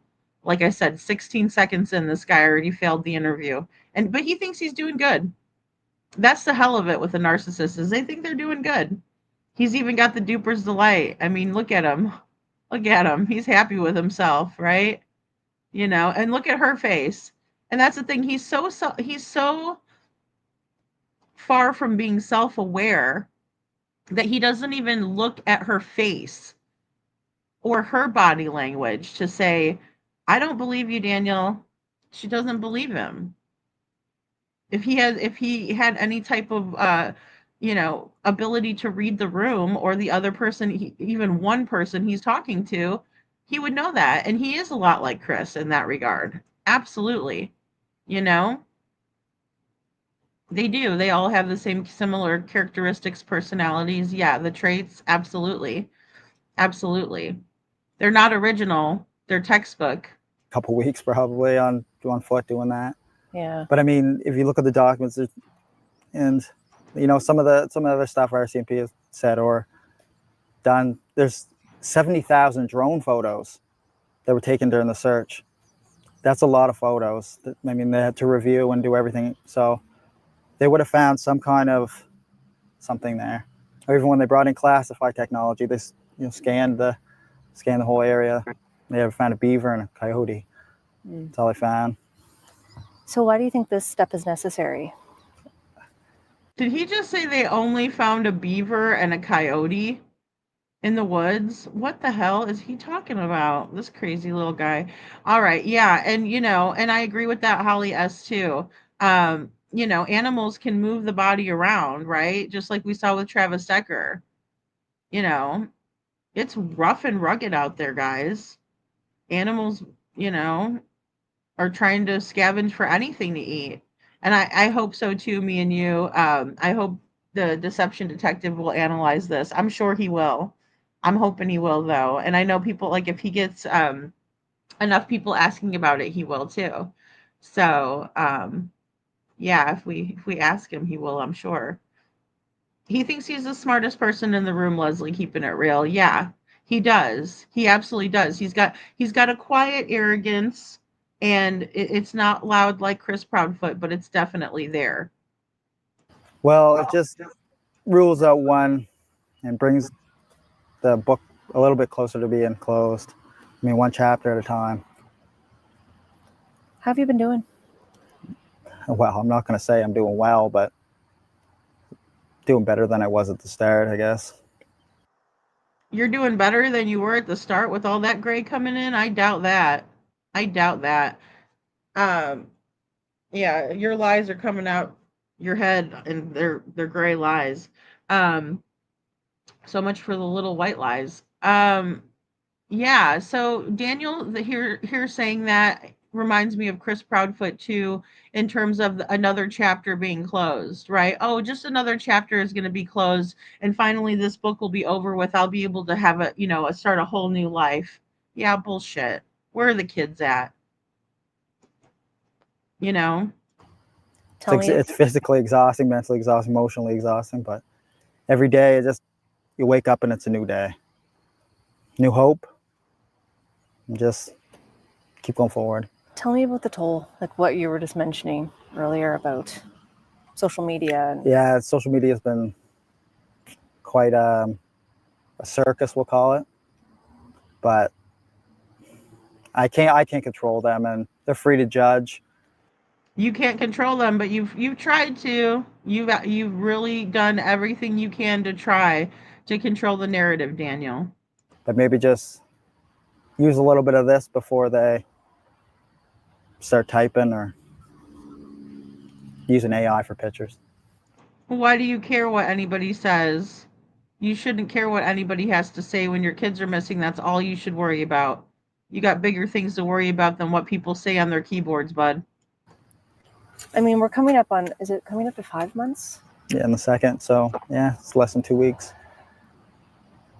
Like, did you ever imagine that we'd be here still talking about this? No. I thought with the amount of resources and amount of different units for RCMP working on it, everything from dive teams to canine units, and they have dedicated teams just for social media. They have a dedicated guy that just sits there and watches highway cameras. So what's it been like for you now that we're back to September, school's back, and seeing the school bus go by every day? Yeah, no, it's hard.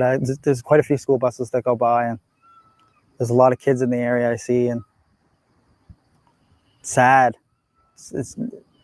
It's not just sad for Jack and Lily, but it's sad for everybody who knew Jack and Lily. They had friends, went to school, and it's just, they had teachers that seen them every day, and it's just hard on everybody. I know we ask you this every single time, but why do you keep doing it? For Jack and Lily. I don't do this for myself, because I'm going to see this online later, and people are going to analyze it. Every time I move my hands, every time I open my mouth, every facial expression, they analyze everything right down to a T. I know that. What would you like the public to know? I want the public to know, if anyone has any information, just please come forward. Call the RCMP, call your local police department, call Crime Stoppers. Do you still think they're still alive? Yes, I hope so. I mean, that's all we have is hope. Okay, guys. 4.5 months after Lily. Let's click on this one. I don't know. Let's see how old this one is. 3 days ago, right? And this is Lily and Jack, guys, by the way. They're so adorable, these two. I've always noticed the first thing about this photo with Jack is that it appears that he has something here. Perhaps it's a cigarette burn. I don't know if they're smokers or something, but it is definitely rounded, or it's some kind of bruising or something straight away on his face. I noticed that. Made me really, really worried for little Jack, and what he probably had to go through in that house. Here we go.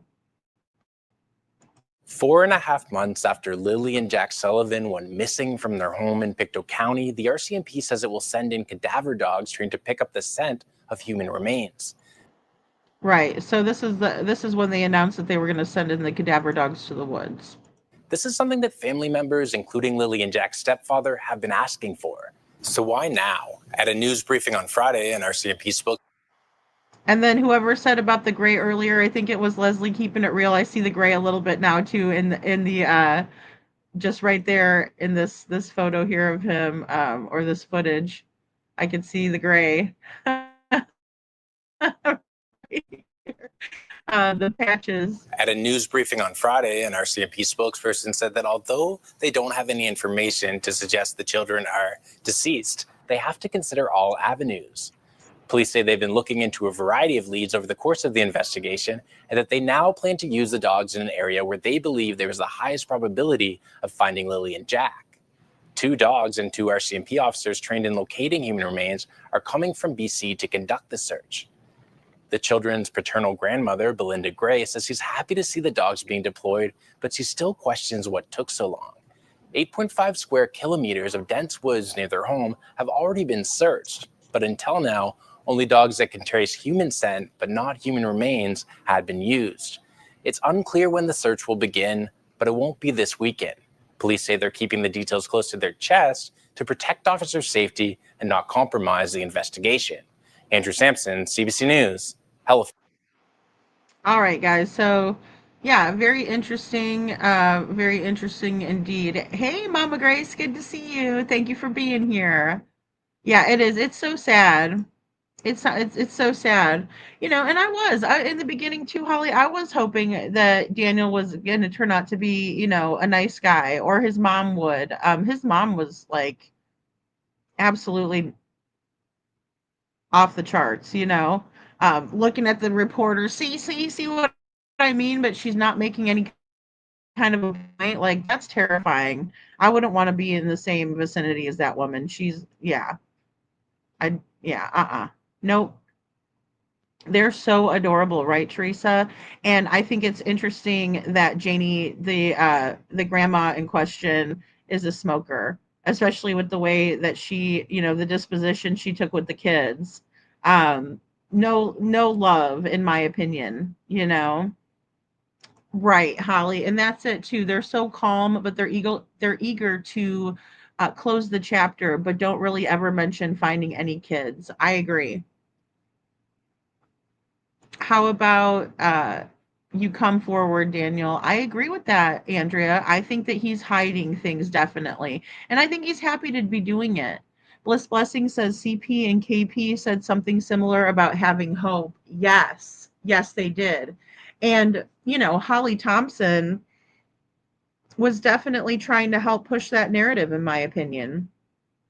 Alicia Hot Wheels says Chuchi himself and nothing to be proud of feet have been caught in so many lies already. I don't understand how that's not enough to arrest. I agree, or at least why didn't they bring them in for questioning? Here's the comment. Leslie Keeping It Real says Janie's a smoker. Very worrisome. And I would be begging everybody to please talk about my kids. Please, by all means. And that's when you go up on the panel and you say, you got this wrong, or hey, I would like to tell my side of the story. Trust me, people want to hear from these people. Even if they have a negative view of the parents, they still want to hear from the parents. And you get a long way with it, in my opinion, when you do that.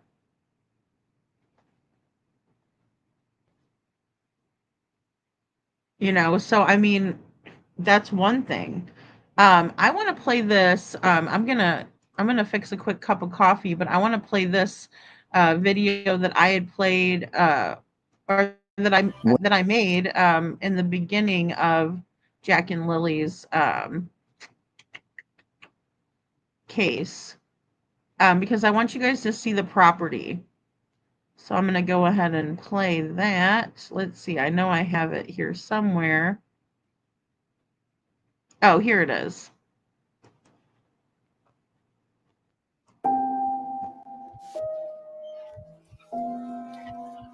I want them home. I want to hold them. And I want them home. What happened was we woke up, I heard them playing in the next room beside us, and I was drifting in and out of sleep. And they're not the type of kids that we tell them not to go outside on their own. We always make sure that we're out there with them, watching them. And they happen to just get out that sliding door, and we can't hear it when it opens. And they were outside playing, but we weren't aware of it at the time. Lily and Jack Sullivan are still missing, and it appears they went missing from a yard that's completely fenced off. But after taking a closer look at the yard and the surrounding areas on the property, I wanted to see what you all think of the children's playhouse. Now, don't get me wrong, it is a traditional tree fort that you may see, but the contents inside the fort are what I'm really worried about. Let's watch. Basically, there's not much else to say other than the search for Lily and her brother Jack continues here and around these woods and these deep woods in the Lansdowne area. I stand convinced that some people who walk among us, yes, some human beings who walk among us are what monsters are made of. They're not just in stories or in movies. They are definitely real life adaptations of the true monsters who roam this earth. Upon further review of the living conditions of the children, minus the insides of the buildings where they lived or where they would have frequented, I have come to the very grim conclusion that something much more nefarious happened to these children. And I have to say, just looking at where they were playing in their yard, it's a little creepy as we come up on what looks to be like a pen, but upon closer review, it looks like there is nothing in the pen. It looks like something that was used for punishment, in my opinion. I could be wrong, but it's definitely creepy. Like I said, this looks like it might be a horror flick or something, but it's not. It's actual footage from the yard where Lily and Jack Sullivan went missing on May 2nd, 2025. They've been missing over a week now, and as you can see, this pen is sitting on what appears to be a hill, and so it does go on a downward slant, which would make it extremely difficult to get out of. Anyone else getting Buffalo Bill vibes? It puts the lotion on the skin precious. Anyone? Bueller. Anyone? Obviously creepy in my opinion. As the reporter nears the tree fort, we see a tire with two whiteboards on either side of the tire. It looks like it may be a little table set up, but it doesn't have a top on the table, so it's very odd in my opinion as well. We are nearing the tree fort and we see a big orange pail, and as we get closer, there are really no remnants that children play in this fort. There appears to be some sort of machinery and perhaps a black bag of some sort in the corner.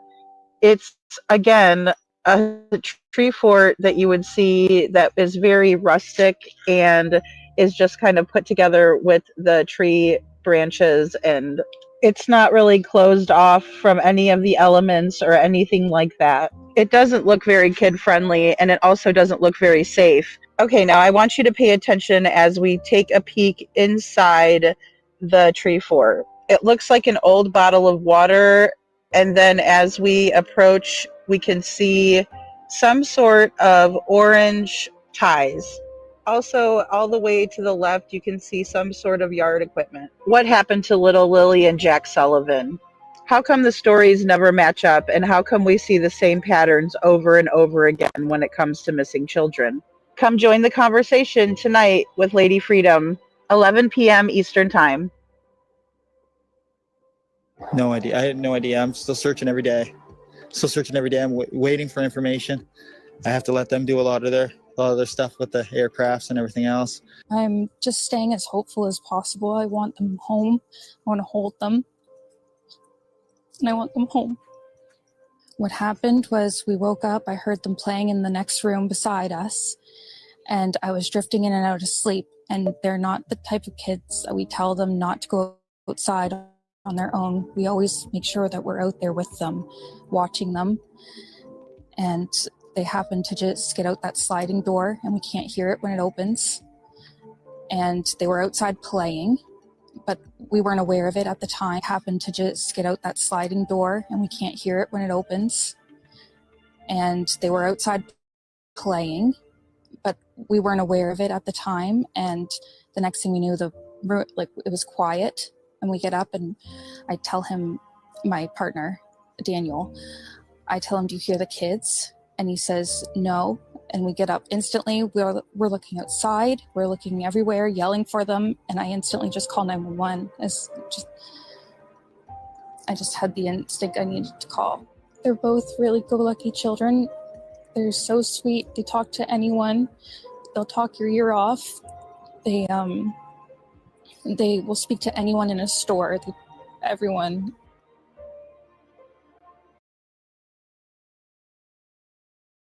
All right, guys. So yeah, she is definitely over explaining, talking about how the kids will, talk to anyone at the store. She's setting up a lot for people to speculate on, but nothing solid. And look, she and her partner Daniel were the last ones with the children, right? Children don't just vanish into thin air. So, and absolutely, Faye, yeah, Faye says, I've noticed that since day one.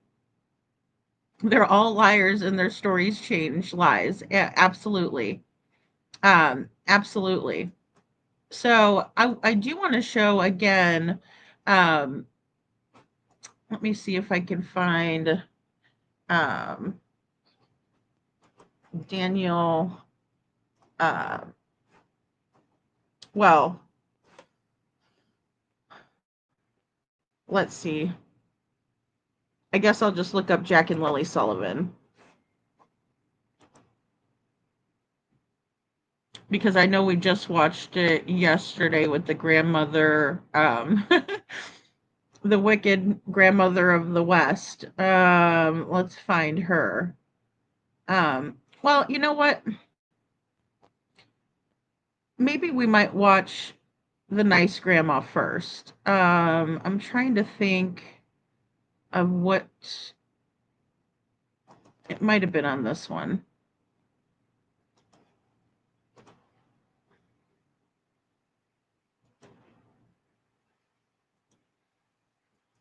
It was a while back. Here, let me go ahead and take this down and I will search for it. Whoa, Lady Freedom. All right. There we go. That one's a little bit better. The kid's house looks like the home in Sleeping with the Enemy, in my opinion. I mean, TC, it doesn't look very kid friendly, does it? It looks kind of like, it's unsafe. Like Tracy, I was just looking for Tracy's comment. Yeah, Tracy, absolutely. Thanks for being here. And it does. It looks super creepy. And Daniel does look like a caveman, but he did have his hair done in the couple of the pictures, where it looked like he actually does put some effort into, looking nice and everything. And I know some guys are rough, and they don't do they don't manscape and stuff like that. I get it. I'm not faulting them for that. If that's how they like to be, a kind of a rough and rugged kind of guy, that's their prerogative, but it's just very strange that we see, Daniel in the beginning, he was very unkempt, and homely looking, but then you see him in pictures with Malaya and stuff like that. And, he looks like he's actually trying. Let's see. We got Jack and Lily Sullivan's grandma, and I want to do here she is. Here's the nice grandma. In my opinion, guys, this is just my opinion of the grandmas. One I think is a nice grandma. The other one I don't think is so nice. And, I don't know how Meadow was treated by Daniel's mother, but it just absolutely seems like, she was not treated that Lily and Jack were not treated like maybe Meadow was treated, right? And that we see that dynamic play out because of broken families. And it doesn't, it's not always like that when you have a good family, right? That loves each other. We don't always see this, but it is something that we see a lot. It's more common than not, and unfortunately, right? And here is Grandma. Actually, you know what? This video, let's watch this video really quick with Daniel when he talks about the polygraph. Let's just do that really quick. I'm sorry, guys. I don't mean to be so sporadic. I know the truth. I didn't kill Lily and Jack. It's been 6 weeks now since you've seen. All right, guys, right off the bat. All right, Daniel, you know what, Daniel? 4 seconds this time. 4 seconds, Daniel. Really? 4 seconds in? 4 seconds in. Gotcha. So 4 seconds in, you're already talking about I didn't kill the kids. Okay, that's weird. All right. I'm just saying, guys, right off the bat, here we go. Let's time it. I know the truth. I didn't kill Lily and Jack. I know the truth. I didn't kill Lily and Jack. 3 seconds. Sorry, my bad. I was wrong. 3 seconds. Right? Golly, nobody. Who said you did? Did the reporter ask, did you kill the kids? No. But he just offers it up. He's always saying the word kill, right? Yes. Grace, exactly. It's like, dang, boy, you're not even giving us a chance to analyze you yet. 3 seconds in, coming in hot. Thanks, Daniel. All right, here we go, guys. I know the truth. I didn't kill Lily and Jack. It's been 6 weeks now since you've seen Lily and Jack. I just want to ask, how are you holding up? It's been a long 6 weeks. I know that everybody basically in the world at this point is always wanting to know like what happened. It's been from sadness to anger at this point. And I know the RCMP and major crimes are working around the clock trying to piece everything together. And I'm grateful for that. But it always leaves the question, 6 weeks has gone by, and we know at this point they're not in the woods. And where are they? Okay, so he says 6 weeks has gone by.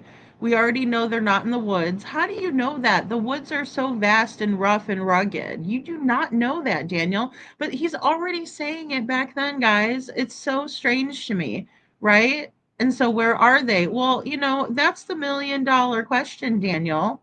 That's what we're all asking of you, right? Look at this dumbass. Golly. Jeez Louise. Did you feel in the beginning that they suspected you? Of course. The stepfather was always a prime suspect right off the beginning. You felt that from the beginning? Yeah. But you don't feel that now? No, I don't feel that at all.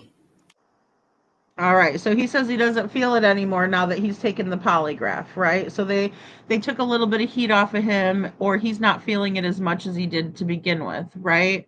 Hey, Gina, good to see you. His face at the birthday party was if looks could kill, in my opinion. Yeah, I hear you, Gina. And, he calls himself a stepfather to these kids.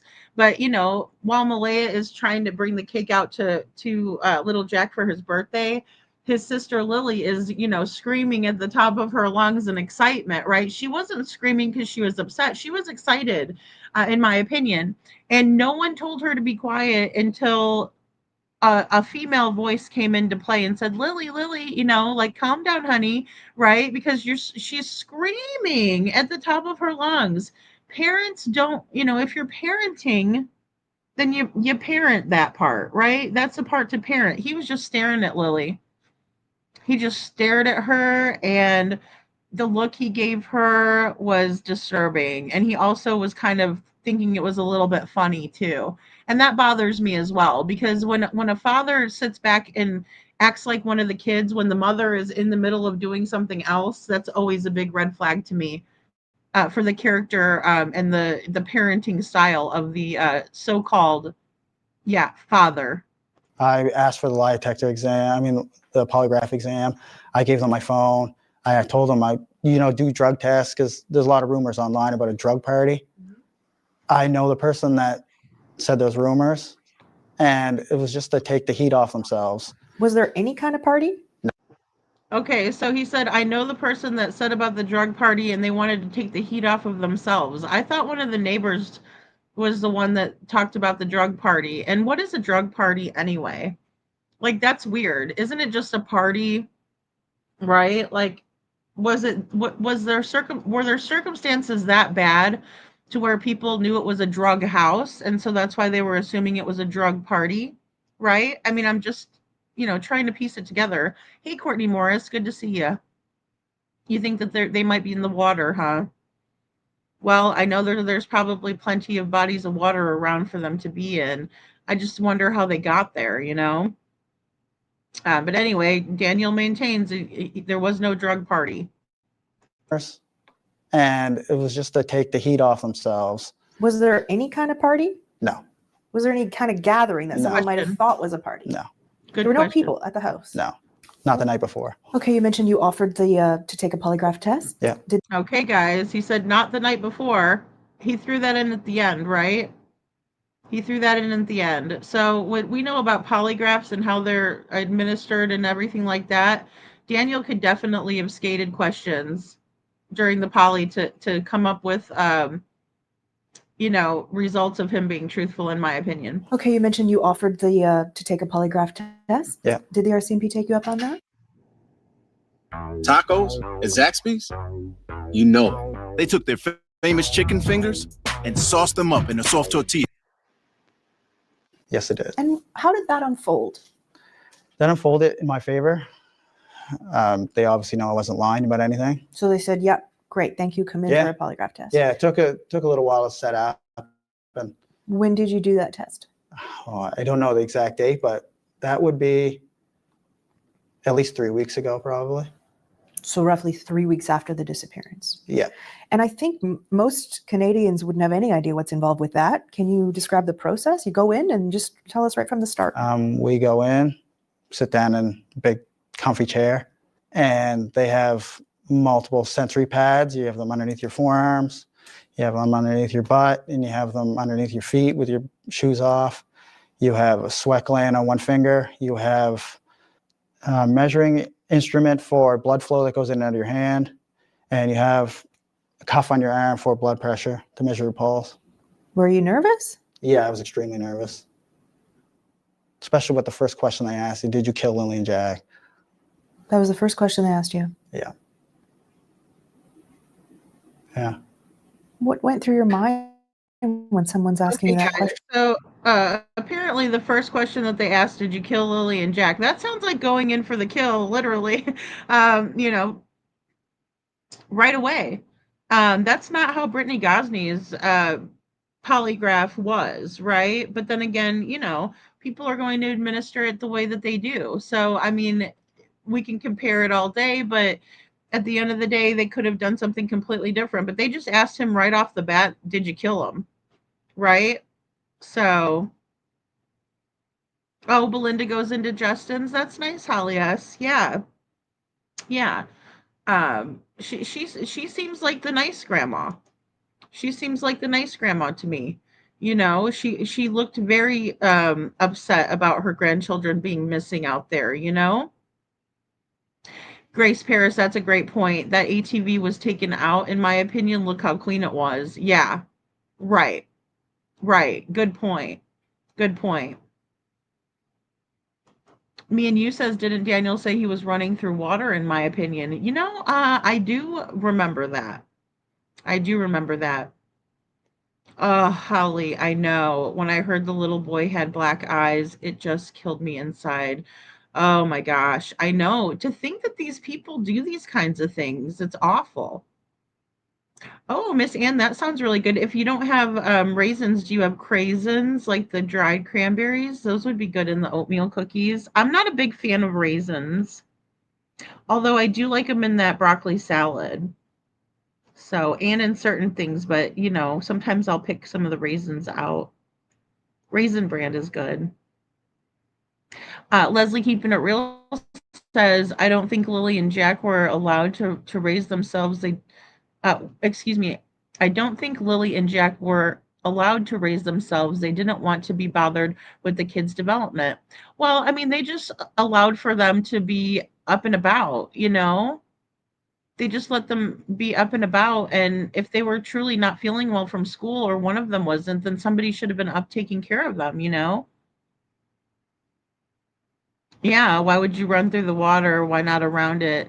Beginning of May, the ice is still melting off the water. Ooh, gosh, that would be so cold. And especially rivers stay pretty chilly, you know what I mean? Um, it's nice to cool off in them in the summertime, but they do stay cold. Um, Depending too how many spring, you know, if it's spring fed or what. The water would have been freezing, Andrea says. Yeah, see.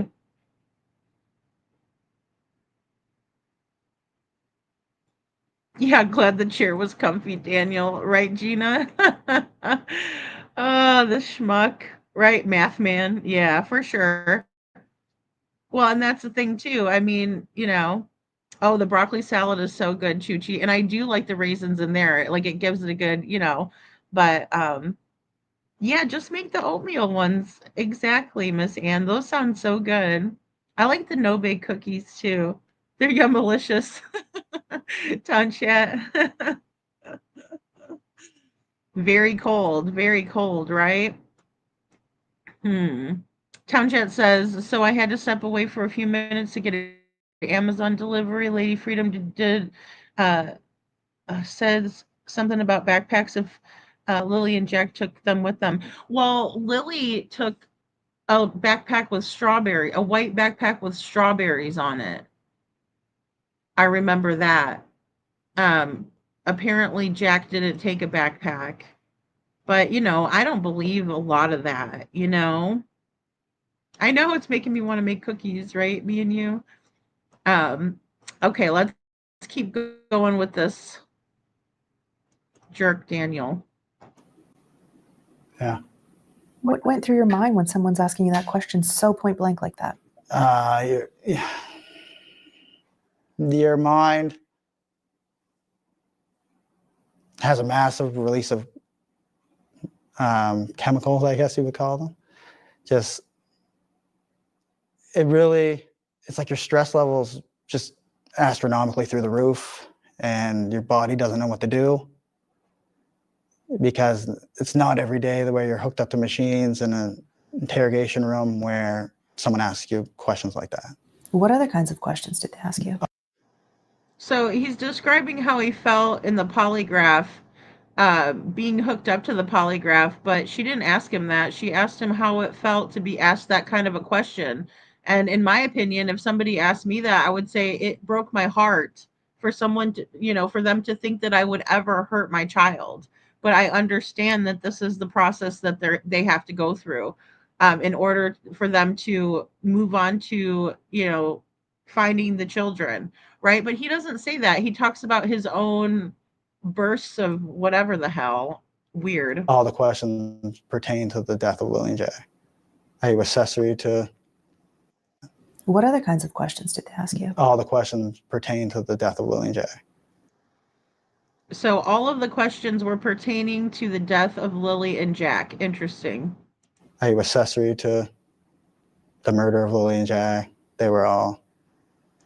But if there was no murder, then that polygraph test was a wash, right? Because maybe they didn't get murdered, right? So that's questionable. So all of the questions assumed that the children are no longer alive. Yeah. There were no questions at all about, did you take them somewhere? Could No. they be somewhere? No. Well, and we do know, I can say one thing, that the RCMP was thinking that the children were no longer with us, right? From the beginning, they were saying that. So there is that. The police have done a number of polygraph tests. They've done 53 formal interviews. Do you know who these people are? Yeah. That's a lot of interviews. It is a lot of interviews. A lot of them are my family, people that live in the area. And those interviews, typically, my interview was 4 hours. And a lot of the interviews from my family were 1-2 hours. So there's a lot of time taken up, and they ask detailed questions. Do you know who else actually took a polygraph test?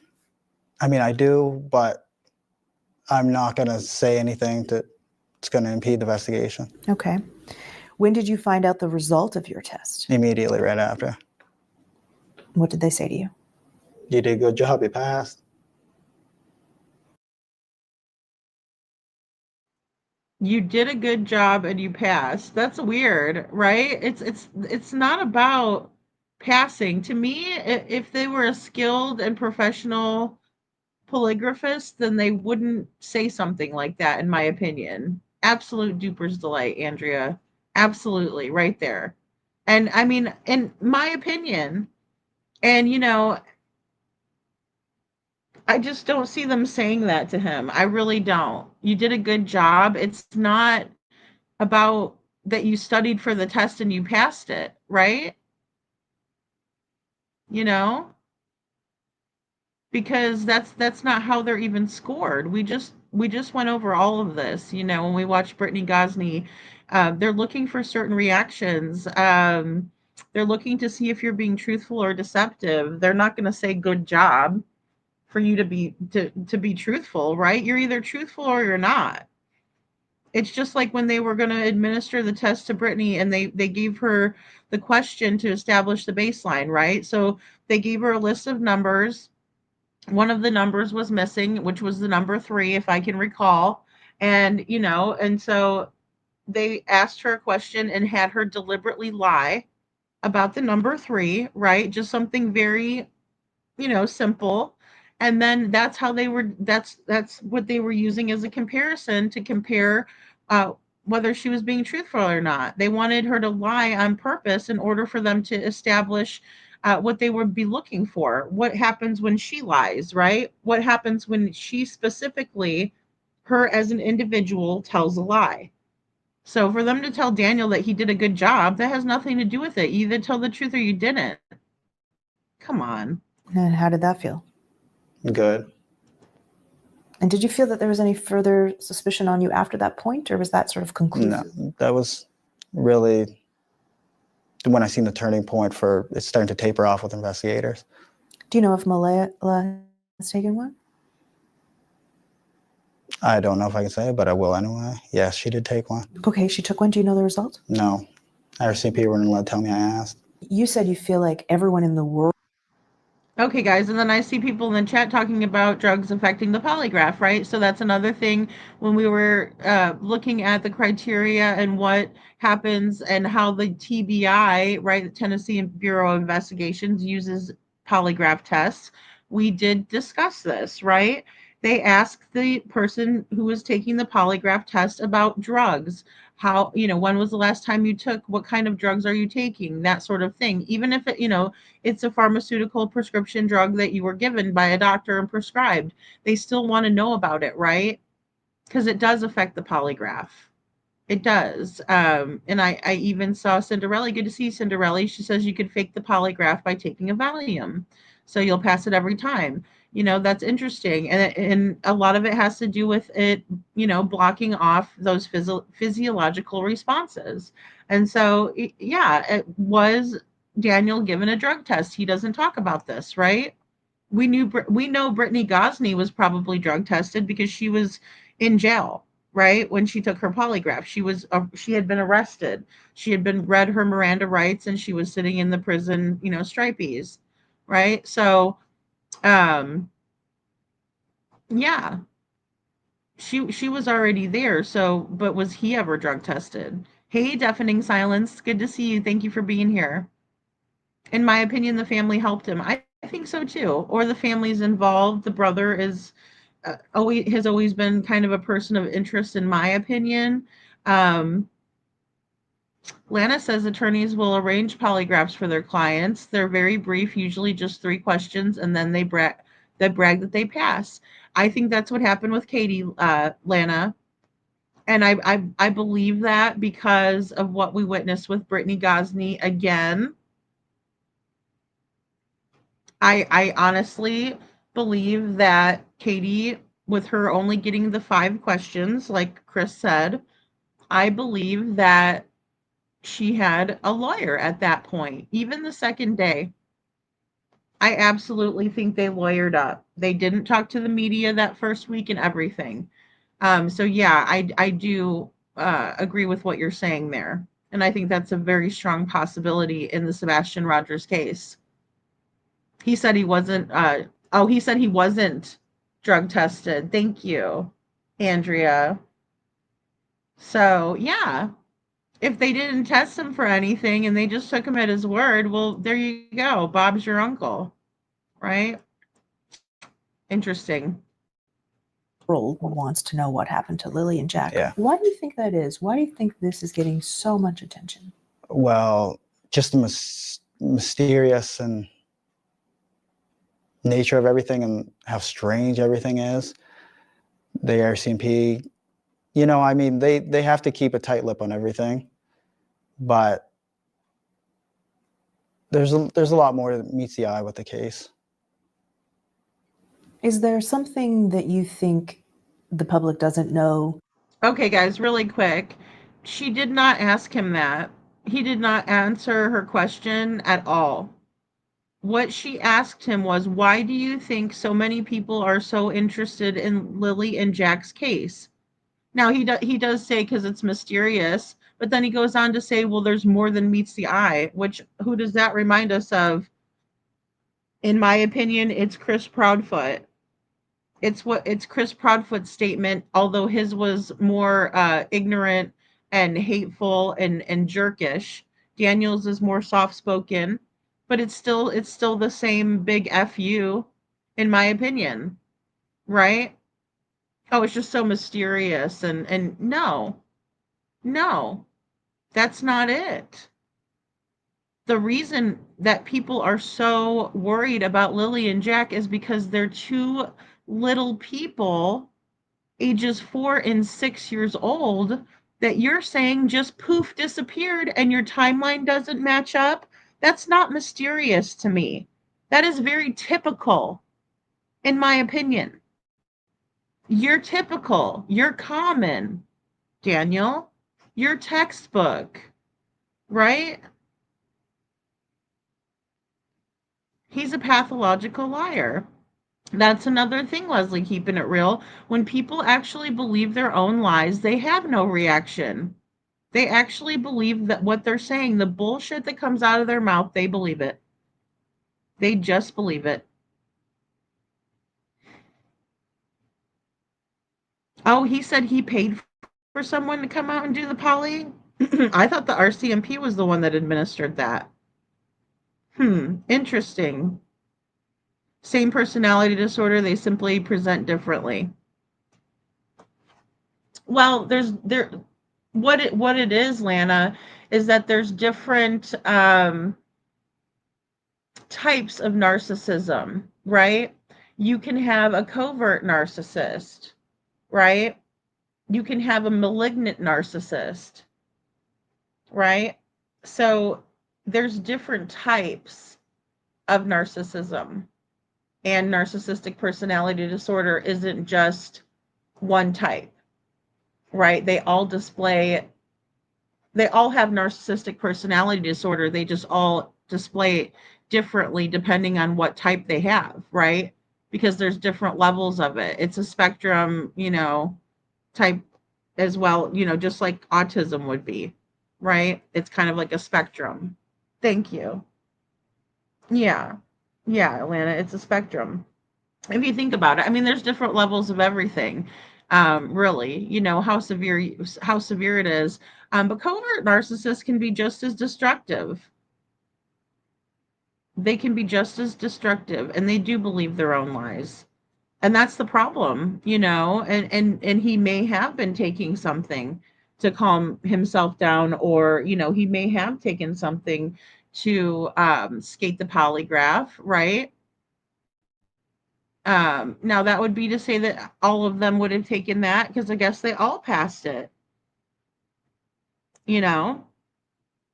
So, but again, then that just brings me to conclude that if all 3 of them passed it and I still think that they had something to do with it, then that would just make me believe that they didn't murder the children, that something else happened to the children. That's what it kind of makes me conclude. But I just, sorry guys, I don't mean to pop in every 2 seconds, but Is there something that you think the public doesn't know that you can share that you want the public to know? That's a hard one because I don't want to impede the investigation in any way. It is still a missing persons investigation. It hasn't pivoted to any type of criminal investigation. But the kids were seen the day before. I know a lot of people didn't know that. I still see a lot of stuff online that the kids could have been missing for days. They were out of school for days, and they were seen in the Glasgow area on camera the day before the disappearance in the afternoon. Where was that? I don't know if I can say that, but it was near the Highland Square Mall. Was it with you? It was with me, Malaya, and Meadow, and Willie and Jack were there too. And are the police aware of that? The police were aware of that since. Do they have that video? Yes, they do. I also talked to my coworker in the parking lot as well, and he verified that with investigators as well. So for all the speculation, they were gone days ahead of time, or they were seen the afternoon on camera before the disappearance. okay, so they were seen before on camera before the disappearance. And why all the online speculation? Because your timeline doesn't add up, bro. Quit trying to blame the public when your shit doesn't add up. People are going to ask questions then. That's on you. Quit being so mysterious. Why do you think the police are asking for video dating back, days before that? Well, the reason for that is they want to see the traffic of the vehicles on the roads in the area, right? Maybe vehicles that were traveling that area a lot over the last few days prior to hand, or vehicles that weren't seen in the area, or vehicles that were seen in the area, like local people that are, making frequent trips past the house, or which it's all considered evidence. I mean, more pictures and videos is the better. They say they have hundreds of hours of video. Mm-hmm. Do you know if they found anything on those videos? I think it was up to 2 weeks ago, they had footage that they examined for evidence that was 8 kilometers diameter out from the house. So that was after a month. That's how long it took to get footage and review it 8 kilometers out. So but what's on the video? I don't know. I'm only limited by what they tell me. How often are they in touch with you? Investigators now, I'd say maybe once every 5 days. And usually I'm the one who calls or messages them. And how's that changed over the course of the 6 weeks? Well, from the beginning, it was almost daily, tapering off to where it's only like once every 5 days now. And how do you feel about that? It's good. It's good and bad. I mean, I like to talk to them in person about any little small details I come up with, or anything I can try to bring to their attention, which may help the investigation. Oh, this is such a crappy move by Daniel, in my opinion. Like, so he's acting like he's working with the authorities, and it's a good thing that they want to talk to him, but it's a bad thing that they're not talking to him anymore. Type of a thing here. This is what he's trying to make us think, right? Like, I'm a good guy. Believe me. Trust me. Type of a thing. I'm just working with them. I wanted to share every little detail, but he's not sharing details. He's being very vague, And how about after the mall? Exactly, Faye.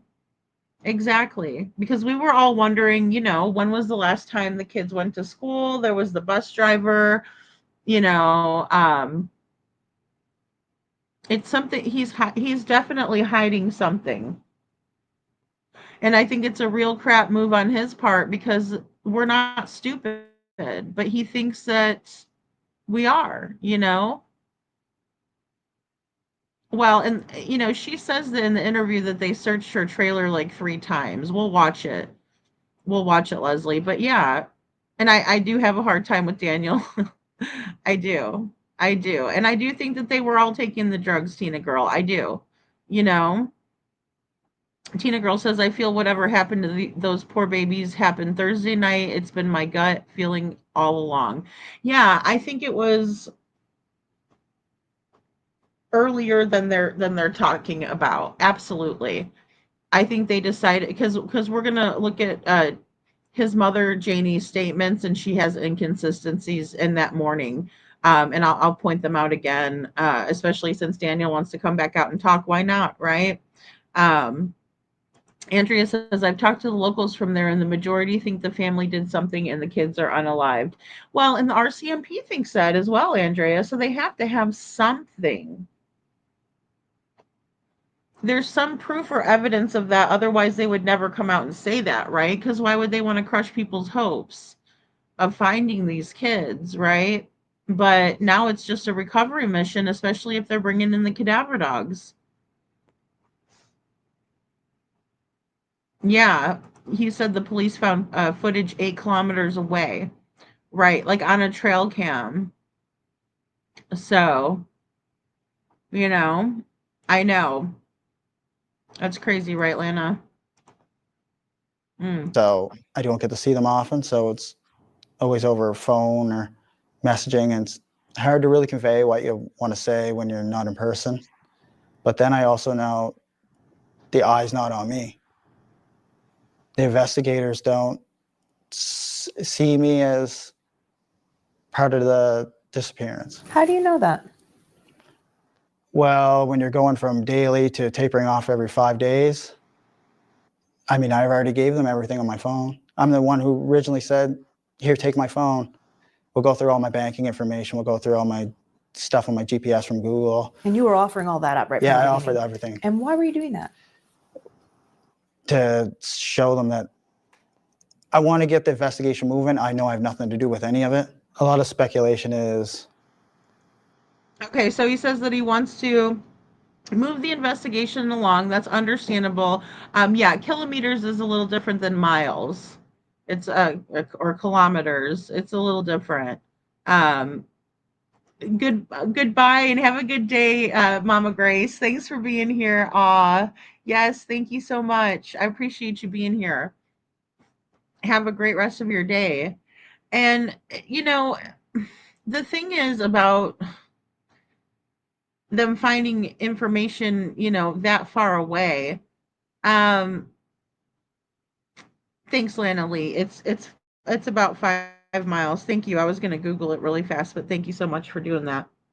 I mean, I don't think those children made it 5 miles away. They're not gonna make it 5 miles away. I'm sorry. They might. Stranger things have happened. It's not completely impossible. It's not completely impossible. But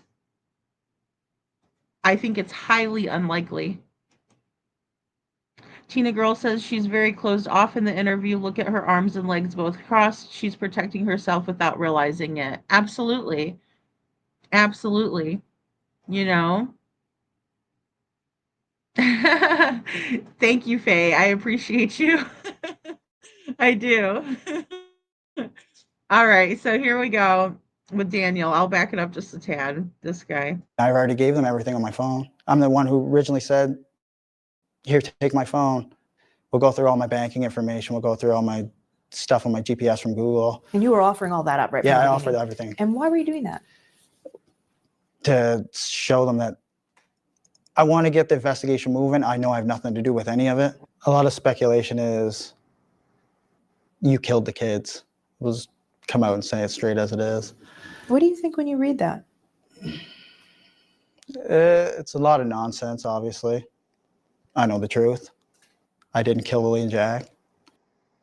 And guys, I can't say that I don't believe that he didn't kill Lily and Jack. I mean, maybe he didn't. I mean, maybe he didn't. But I think he has guilty knowledge. Hey, Nero V, good to see you. I absolutely think he has guilty knowledge, right? I mean, the guy acts really strange. He's a very strange guy. Those are not his kids. He's a stepfather in the house, and he is said to have been abusive to the kids and their mother. And I just think a lot of people online they're seeking drama. That's the main thing. Everybody's allowed their own opinion, like I said before, but it's hard on the people that were actually there and missing the children. Still haven't got to see any of my kids, including Lily and Jack. And that's been really tough, going from a family of 7, including my other 2 kids that live in Halifax now. Going from a family of 7 in a blink of an eye, your family's ripped apart and you're left alone. Okay, but I thought he had another girlfriend. I mean, I'm not faulting the guy for having a girlfriend. I'm just saying I thought he had another girlfriend right away. That was pretty quick. Leslie says, Daniel, if you know, tell the truth, then tell it. Yeah, I agree with that, Leslie, keeping it real. I mean, that's the whole deal. If he were to tell the truth, none of us would be questioning it because it would make sense, in my opinion. And on top of that, we heard the same thing from Chris Proudfoot, right? He knows the truth and we're all stupid and, we just want drama, right? No, we want to know where the kids are. We want to know what happened that morning because obviously you're not being truthful. Let's go to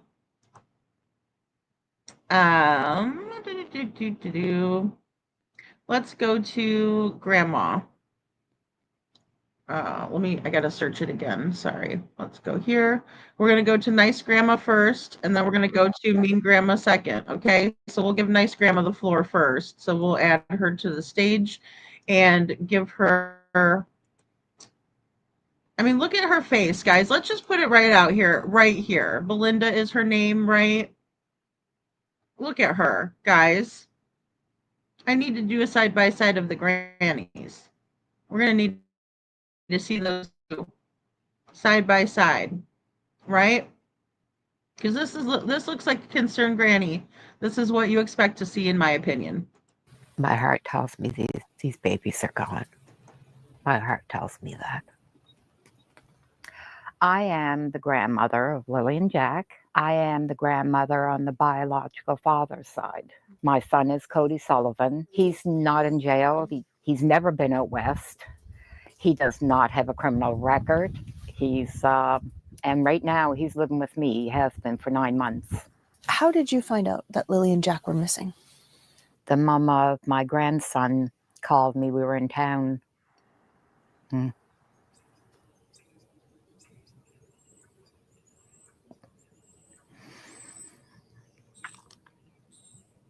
She asked if I heard the news.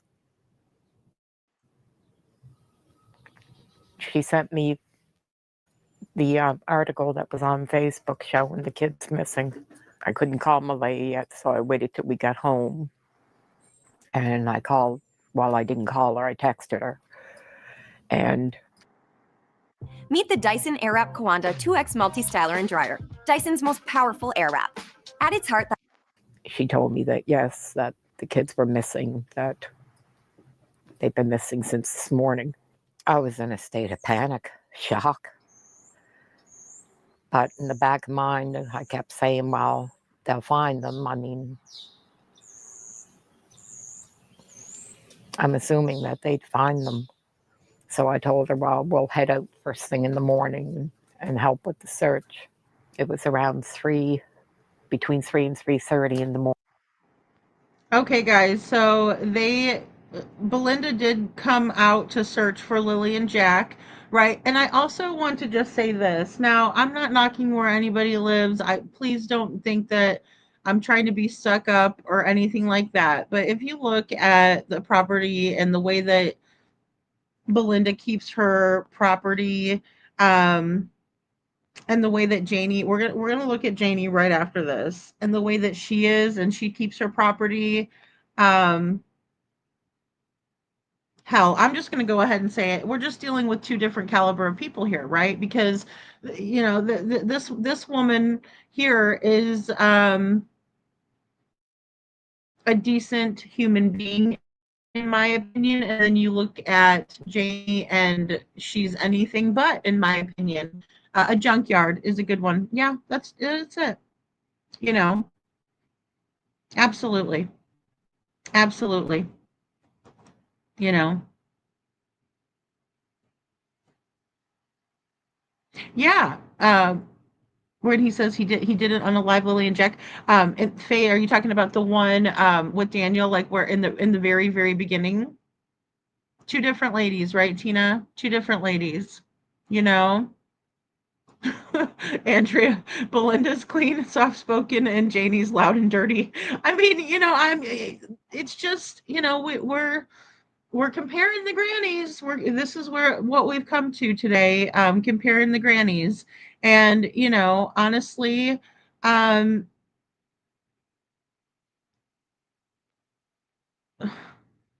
how can we not? How can we not, right? Because they're both going to come out and speak. And that is the impression, that I get. Um, this woman didn't go to see the kids. Is that correct? Um, she did. She did. You'll find out a little bit more. Now her son, is the biological father of Lily and Jack, and he doesn't have much to do with the kids, and we'll kind of find more out about that. But it doesn't matter how much money you have. Andrea, it doesn't matter. Thank you. That's exactly what I was getting at. I don't want people to think, well, I'm being just so stuck up because she's got a nicer house than, no, that's not it. Or one grandma lives in a camper and the other one doesn't. That's not it. It's the living conditions that make it look like there's more to the story, like drug use or just being, a very unkept person. And we're going to listen to about how Malaya's disposition and her demeanor and the way that she used to run her household changed when she got together with Daniel. And I think that's important to listen to that. I really do. And help with the search. It was around between 3 and 3:30 in the morning. A couple of cop cars pull into the driveway. The lights wake me up that I'm a fairly light sleeper, so I see the cars pull in, so I knew what it was. So they come inside. They only stood in the kitchen. They wanted me to wake Cody up, and they wanted to know when was the last time he had seen the kids, and that they were just making sure that the kids weren't here. And then they left. So we showed up Saturday.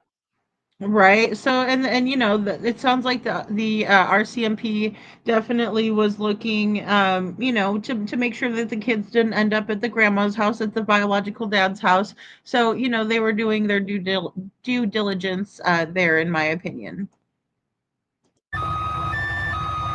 So we showed up Saturday morning, me and my sister, and we met up with my daughter, and we started. Well, I asked Malaya, I said, Malaya, I said, you know your kids. Nobody knows their kids like their mom. Where do your kids normally go to play out in the yard? What direction do they usually like to explore? And she said, well, they always play up in the little woods right on the side. I said, well, okay. I said, we'll start from that point and we'll work our way out. We had spoken to a search and rescue, and we weren't allowed on the other side because that's where they were searching at the time. So we just started combing through the woods up through there. We were gone for a couple of hours. I'm yelling for Lily and Jack. We always call Jack Jackie boy. And yeah, that went on for a few hours, but those woods, I started to feel that I can't see them being in the woods. There's trees everywhere. You literally have to climb over trees, climb under bushes. It is really, really thick. We come back out and I went in to see Malaya again. I assumed she was in shock. She was very, very non-emotional, very just flat, monotone. But Malaya is very soft-spoken anyway. That she's not usually excitable. Okay, guys, and I just want to stop in here and say this really shows how beautiful of a character that Belinda has, right? Because she is going to tell us how she thinks and feels, but she doesn't disparage Malaya or anyone really. She just says, you know, I just really thought that she was probably in shock, and she's trying to put herself in Malaya's shoes when being asked these questions, or when telling, you know, how she feels about the situation.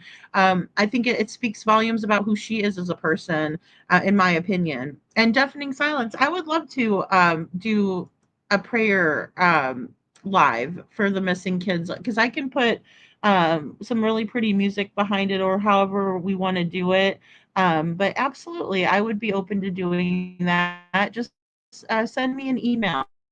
I don't know if it'll be this week or next week, because I do have some things planned that I'm trying to get planned too, for a bigger panel on Sebastian Rogers. But I've just been kind of pulled in a million directions. But I would love to do that. I believe in the power of prayer, and I think it's very important for us all to get together and do that, because that's something that we can all do. It doesn't cost any type of money. All it takes is faith and fellowship, in my opinion. So I would love to do that. That sounds great. And it's my email's in the channel description, but it's just my channel name without the apostrophe at gmail.com. So thank you so much for being here, deafening silence, and thank you for caring about the kids so much. That's a good question, Lana. I don't know. I've not looked into Cody a whole lot. I don't know why he's not interested in finding his biological children, but I do know that Belinda does talk a little bit about what happened in the separation there as well. So absolutely. But let's go ahead and get a little bit more into this, and I'll back up just a tad. Soft spoken anyway. That she's not usually excitable. I thought that's made her a really great mom. She was an excellent mom. She never raised her kid or her voice at the kids. That it was always, now Lily, what did mommy say? And I used to think, now if anybody's meant to be a mom, it was her. A part of me still feels that. Why only a part of you still feels that? What do you mean? After seeing the place, seeing the condition of the home, it was like the total opposite of what I knew of Malaya. She was always clean, very clean about herself, about the kids, about her home. Okay, guys, so that is very, very telling, that she said that Malaya was always very clean about herself, about her kids, about her home. Those are big ones, that whenever we see someone change completely when they're with another person, and now that's a man or a woman, I'm just saying for all intents and purposes here, we're talking about Malaya, right? So when she gets with this man and she's changed, that she's no longer clean with herself, with her children, with her home, huge red flags, guys. Huge red flags. That means that something has changed in the way that Malaya views herself, in my opinion. And that's going to trickle down to her kids. That's going to trickle down to her home. That's going to trickle down to everything, right? Her friends, maybe even her friends might say, oh my gosh, you know, Malaya, you know, I used to come over and want to sit down with you on your couch and chill, but, you know, now that there's bugs crawling all over the walls, I'd rather not. And that does trickle down, right? You can't have company. It's embarrassing. Yeah, I'm just throwing it out there. This home looked more like a camp. Now, I don't know if it's from all the people that were there, because I didn't show up till the day. This home looked more like a camp. Now, I don't know if it's from all the people that were there, because I didn't show up till the day after. But it was very unkempt. I was pretty surprised. I love you. Lily is, she was my little dream girl, that the first granddaughter. And I loved that she had the brown hair and she had a space between her teeth, which I had when I was a kid. So yeah, she was our little princess. Jack was such a sober, serious little baby that he didn't like to smile. You could tickle him, and he would look at you ever so serious, like he was really studying you. And so, how long were your son and Malaya together? 3.5 years, I think it was, yeah. Okay, guys, before we get into um, the relationship between Belinda's son, the biological dad, to Jack and Lily, I just wanted to say how cute Jack and Lily are. And I know that you guys are probably saying a lot of that in the chat. They're just so adorable, right? And it looks like Malaya was a good mom. You know what I mean? At some point. No, I don't think she's a victim. No, she needs to get her ass out here and talk to people. What is Daniel doing? Those aren't even his kids. You know what I'm saying? So, yeah, and she's hiding behind that, right? He's the spokesperson for the family. Daniel is, and then Malaya sits behind, right? Um, but they are so adorable and cute, and they were so loved, right, by Belinda. You could just tell, just the way that she talks about them, how endearing she is. I mean, it's absolutely sad. Son and Malaya together? 3.5 years, I think it was, yeah. I thought they were the picture perfect family. Then Malaya started to tell me that they were having problems and she wasn't happy. She told me that she wasn't happy and she thinks she's going to leave. And I told her that we supported whatever she decides, that one good parent is way better than two broken ones. And then how did that change your relationship with Lily and Jack? I thought it was going to change, but it didn't. Yeah, it didn't change. Malaya, she was a sweetheart. Anytime we wanted to see the kids, she'd come by for a visit. She'd bring them by all the time. It was actually really, really good. So when was the last time you saw the children? 1.5 years, almost, really. It's about 1 year and 9 months.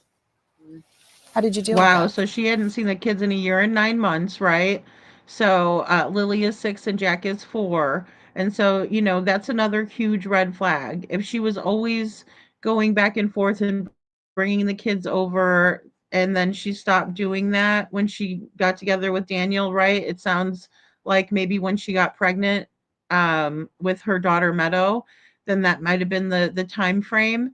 Then that's a huge red flag, right? And Tina girl, I understand what you're saying. And just because we can put ourselves in someone else's shoes, or we have been in that situation before, or we're trying to understand that situation, does not mean that we feel sorry for the victimizers or the people of interest in these cases, because I do understand that too, Tina girl. It can be very difficult, and when it's all of these people against one person, um yeah, and it's their property, and they're threatening to kick you off, and all of that, yeah, that absolutely is something that is to be considered. It has to be considered because it's part of the situation. So, yeah, absolutely. Tina says, I'm not saying that she is a victim. I'm just saying that I'm not saying that at all, excuse me. I'm just saying how I kind of understand the living situation with multiple family members. Absolutely. So, and it is like that, right? Because you have everybody that's living in that household or near the household, saying one thing and doing one thing and then doing another, right? And you're trying to do another, excuse me. And so that's going to cause conflict, and that is going to be stressful for whoever doesn't like it. It's just like, I mean, what's Malaya supposed to do? Clean up the property and have them trash it out again? And just because somebody is a victimizer doesn't mean that they weren't a victim at one point either. We see that all the time, and more in these situations. It's all about the domestic violence, the family dynamic, and what's happening in the household. And we see that pattern over and over and over again in these cases. you know And I don't know if she lost interest in them, Lana. I think it has more to do with maybe a depression. I don't think if Malaya was taking drugs that they would have left Meadow with her. So something tells me she wasn't taking drugs, in my opinion. But that doesn't mean she wasn't taking pharmaceuticals or something like that either. That doesn't mean that she wasn't recently put on some medications for depression or anxiety, because those cause some wacky side effects as well. And she may have taken the kids, Tina, but I really think that these parents need to step up to the plate. I really do. Because how long can the grandmas take care of the kids? They need to step up. If you're having kids, you need to take care of your kids. You can't expect the grandmas to do it, you know? And they do, Faye. That's true. Abusers isolate their victims so the abuse won't be seen, in my opinion. And that's what I'm thinking that happened with Daniel. And especially if she doesn't care about her appearance or being clean anymore, and she doesn't care if the kids are well taken care of and clean and healthy. That's a big red flag, right? That's a big red flag. And I mean, it's just like in the Emmanuel Haro case. It's a very rough dynamic, and it doesn't fit really pretty into a box with a bow on it, right? Because there's no doubt about it. Emmanuel Haro's mother, right? She is absolutely a victim, right? But then she turns perpetrator because she allows for this man to hurt her child. So she's just as guilty, and I don't feel sorry for her, but I understand that she's probably a victim too. And that's how bad it gets. That's why we can't stay and we can't stick around for it, because it gets so bad. It's beyond anything you could even imagine. And before you know it, you're complacent in it, right? Because they do, an abuser will steal your ability to have the confidence it takes to walk out the door.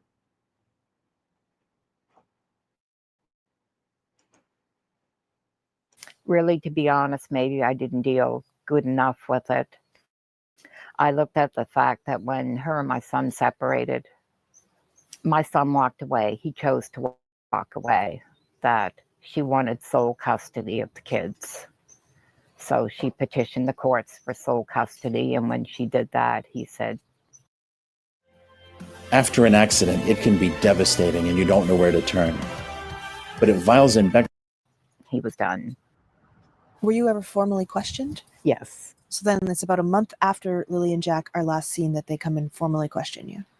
So it's about 3 weeks. They questioned Cody for an hour and a half in the vehicle, and then they questioned me for 2 hours in the vehicle. How did that feel to you? I didn't mind. I mean, to me, I expected I'm the grandmother, so it wasn't a surprise to me. I'm assuming the sooner they do all that, I wish they would have done it sooner, that the sooner they can move on. So I didn't have a problem. My son was a little upset about it. He said they made him feel like he did something wrong, and he said he hadn't seen the kids in 3 years. So he was a little upset about it. That he said that they really come at him hard. They wanted to know what her favorite color was, and he said they were babies when I seen them last. He said she was just learning what she wanted to figure out to eat. I don't know what her color is. So yeah, he was pretty upset. Have they ever talked to him again since then? A couple of days ago, they had contact, and they told him that they weren't looking his way anymore, that everything was fine. And have they ever given you any information? No, it's always the same thing. Which is what? They've got everybody on it. They are looking at all avenues. They can't divulge any information that could compromise their investigation. It's the exact same words. Why are you so sure they're not in the woods?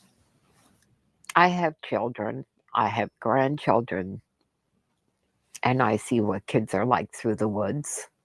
There's no reason for any child to wander deep into the woods. There's just not. I think somebody hurt these kids. I think somebody hurt them. You don't sound very hopeful. No. Our last day searching on Monday and seeing the woods and seeing the searchers and everybody everywhere. There's no way those kids are in the woods. There is nothing more pure and innocent. Sorry, guys, I had it muted there for a second. So I do think that, in my opinion, at one point, Belinda's saying, I don't think they're out in the woods either, right? But they very well could be. She's just stating her opinion. I know that recently when the cadaver dogs were brought in, to search around in the woods, she said, I'm glad they're finally doing it, right? But maybe that's just for some peace of mind. So, and it's hard to believe that he would do that. The father wouldn't want anything to do with the kids. I think there's other issues there. And, he's never even come out and spoken, to my knowledge. Belinda's son has not. So. Kids are in the woods. There is nothing more pure and innocent than a 6 and a 4-year-old. And they deserve so much better than what they got. That is so very true. They deserve so much better than what they got, right? And I agree with Belinda here. And the tough part is that we're about to watch the granny from the west. Hold on a second. Here she is. Let me see if this is the full one. No, that's not the full one. We watched it the other day. All right. Yeah, CBC News, right? Here it is.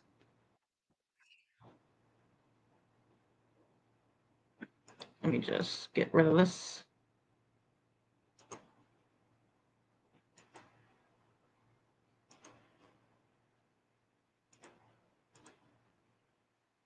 Okay. What? Alrighty. So they're going to show the door, and here is Daniel Martell's mother, right? Janie is her name.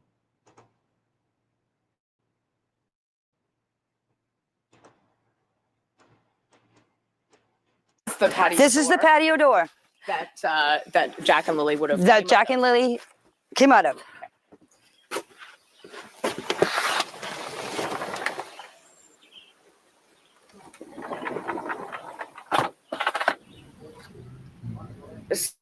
So it's the morning of May 2nd. Take me through what happened.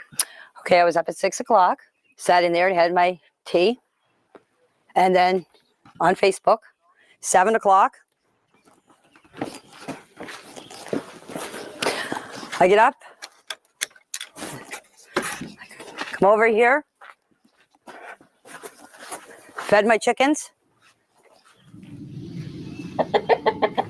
My brother, Ron, called me at 8:48.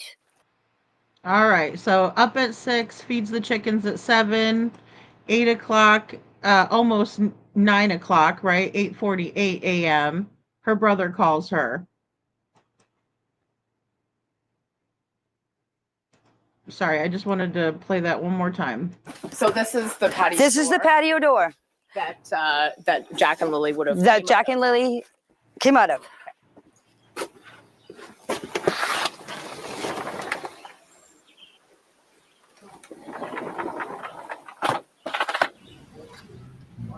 So it's the morning of May 2nd. Take me through what happened.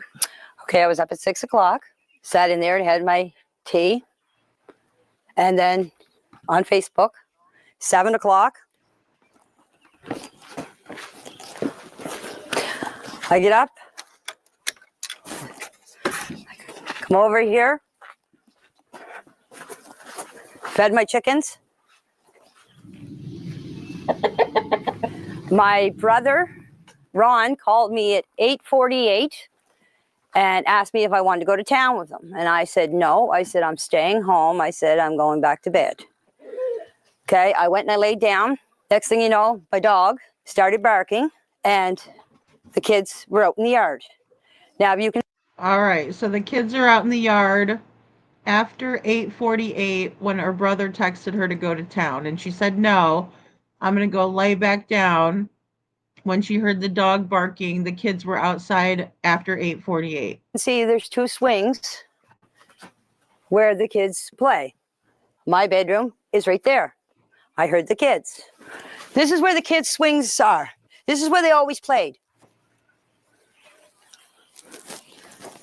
And so that's where I heard them. And I can hear everything in that trailer. If 2 kids get out of a fence and I'm just going to point out, guys, I guess duct tape fixes everything, because you got duct tape over here on the swings and you got duct tape over here on the door, right? It's falling apart. It's dilapidated, and this is where the kids play, right? She has to raise her arm in the air to grab one of the seats for the swing, but this is where the kids were playing. Oh my God. And so that's where I heard them. And I can hear everything in that trailer. If 2 kids get out of a fence, and Jack and Lily are all the time yelling, especially Lily, come on, Jackie, let's go, Jackie, let's go, Jackie. It's all I hear out here. When the kids get out of the fence and come out through here, I would have heard them yelling, come on, Jackie, let's go, I didn't hear anything. The next thing I heard is I heard Daniel yelling. He was yelling for Jack and Lily. I didn't get up because I thought he was yelling for Jack and Lily in the house. So the next thing you know, I came out of the trailer after I heard Daniel, about, I'd say, 10 minutes after I heard him, I come out of the trailer. I opened up the door, was standing here. Malaya was standing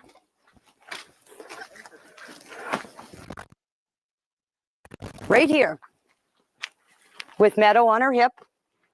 All right, so Malaya's standing right there with Meadow on her hip, right? But you have Daniel, who was yelling for the kids to come in when they were playing right next to her trailer. But she has nothing to do with it because she wasn't paying any attention. Now all of a sudden she knows Malaya was standing there with the Meadow, the baby, on her hip. And I come out and I said, what's up? She said, Jack and Lily are missing.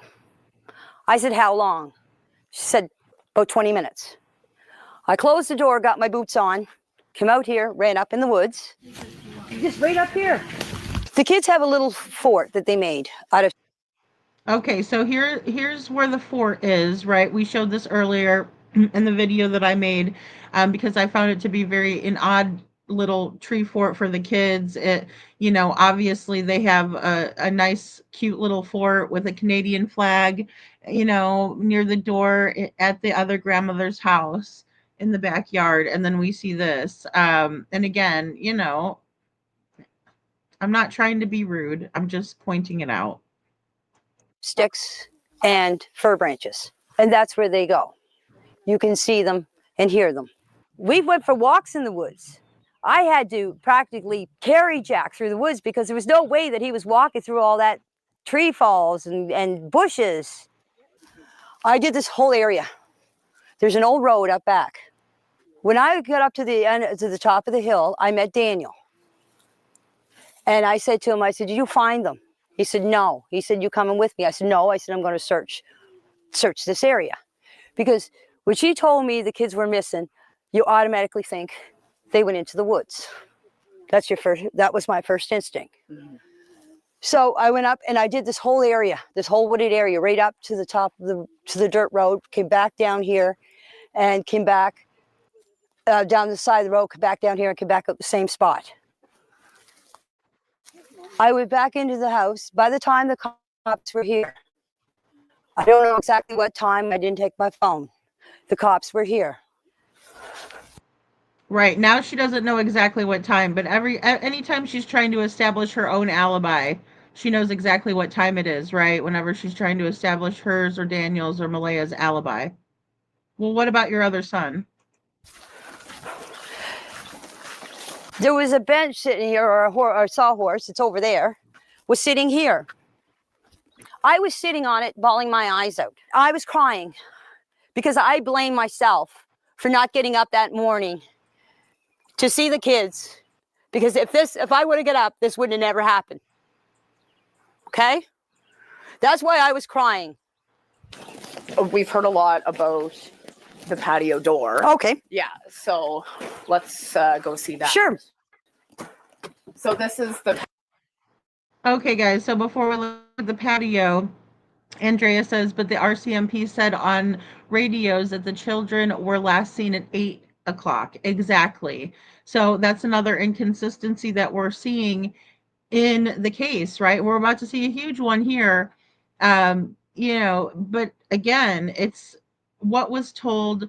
The timeline doesn't fit. It's never matched up. And so thank you, Andrea, because yeah, and she is apparently the last person to see the children, Junkyard Janie, right? Leslie, I mean, it's like night and day, I mean, yeah, and I'm not trying to be rude, Andrea, so thank you. I mean, and I'm not trying to say, ew, look at the tree fort and how come it's not nicer, but it's like, it's true. It's like, what in the world are these kids, having to deal with here? Because everything is just kind of falling apart, and then, Daniel fixes it with duct tape, it looks like, or somebody did that. I don't know who did it. Maybe it wasn't Daniel. This is the patio door. That Jack and Lily would have... That Jack and Lily came out of.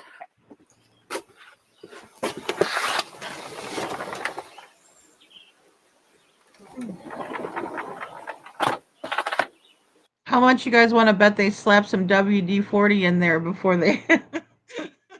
I mean, because she is looking at the door like, hello, let me see, there's no noise, you do hear it squeak, you can hear it rolling on the tracks, but I do think that they sprayed that fucker down with WD-40, and I'll just say that.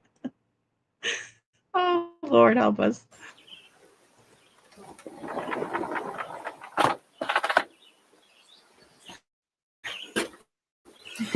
And tell us why we've heard about the patio door. Look at her. Look at the way that Janie looks at this reporter, right? And then look at the reporter. Look at the reporter's face, okay?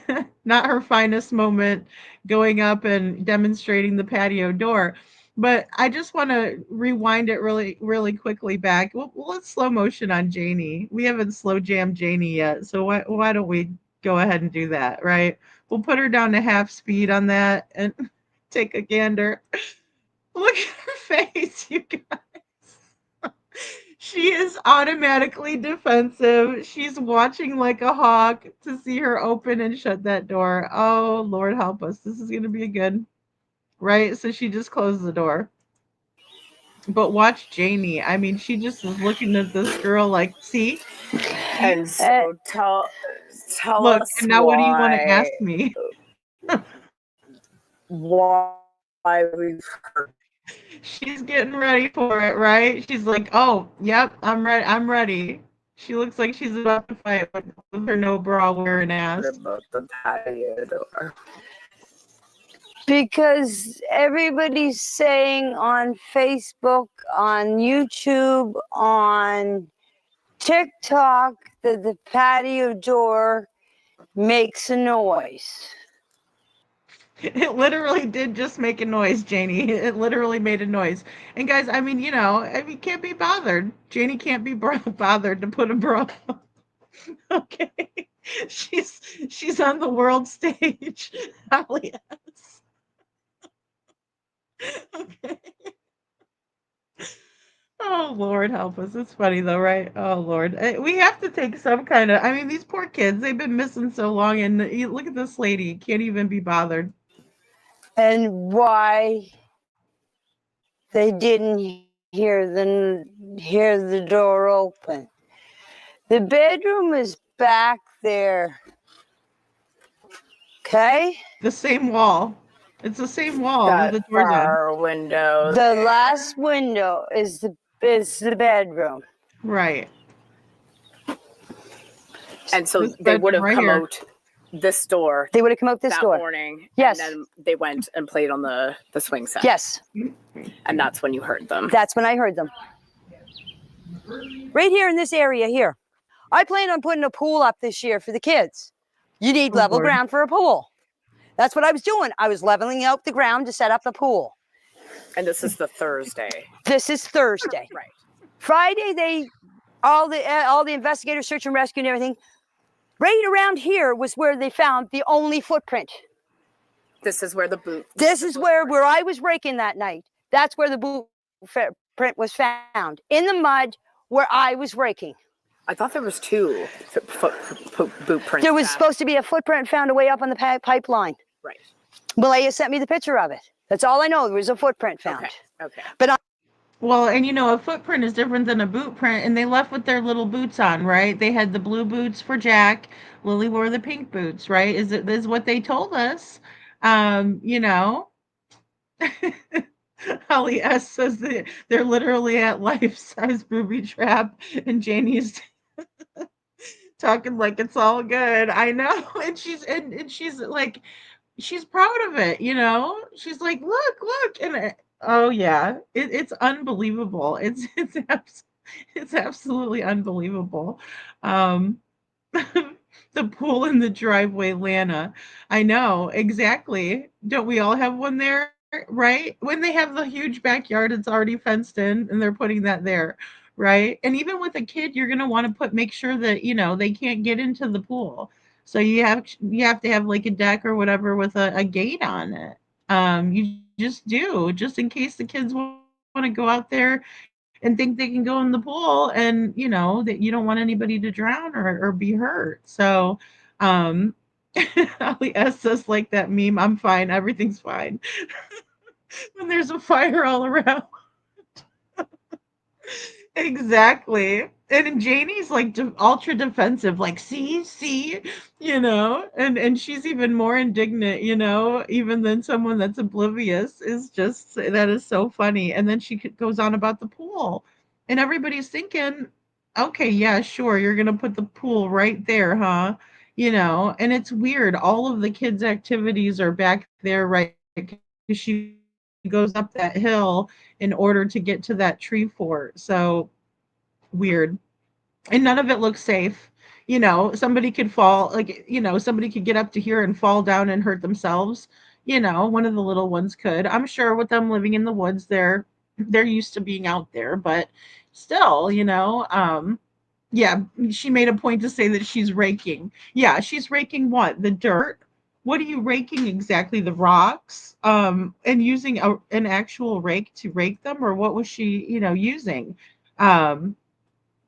Trying to make herself sound like Grandma of the Year. Could you imagine that pool, guys? Oh my Lord. Green, probably. Oh my Lord. Duct tape fixing the liners. There's a tear in the liner, so they put a duct tape over it. Oh God. I'm telling you, the footprint was here.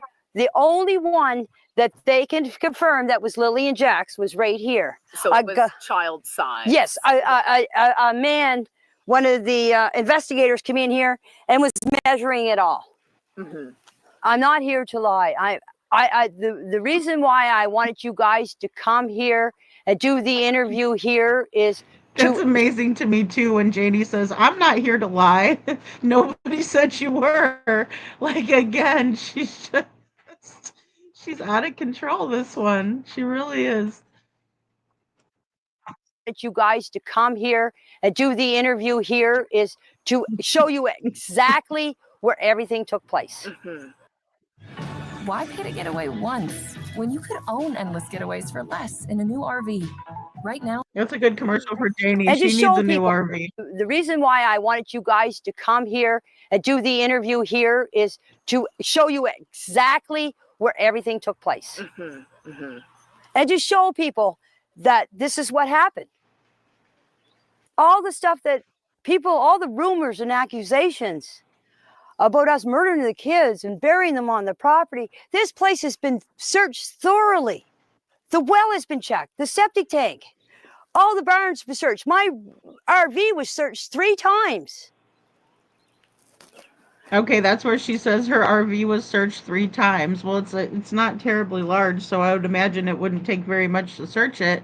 Not like a house would, especially, a house that you have to get through trash to find anything, in my opinion, it would be a little bit more difficult than a house that's, at least, clean and not a mess. Some can be even worse. But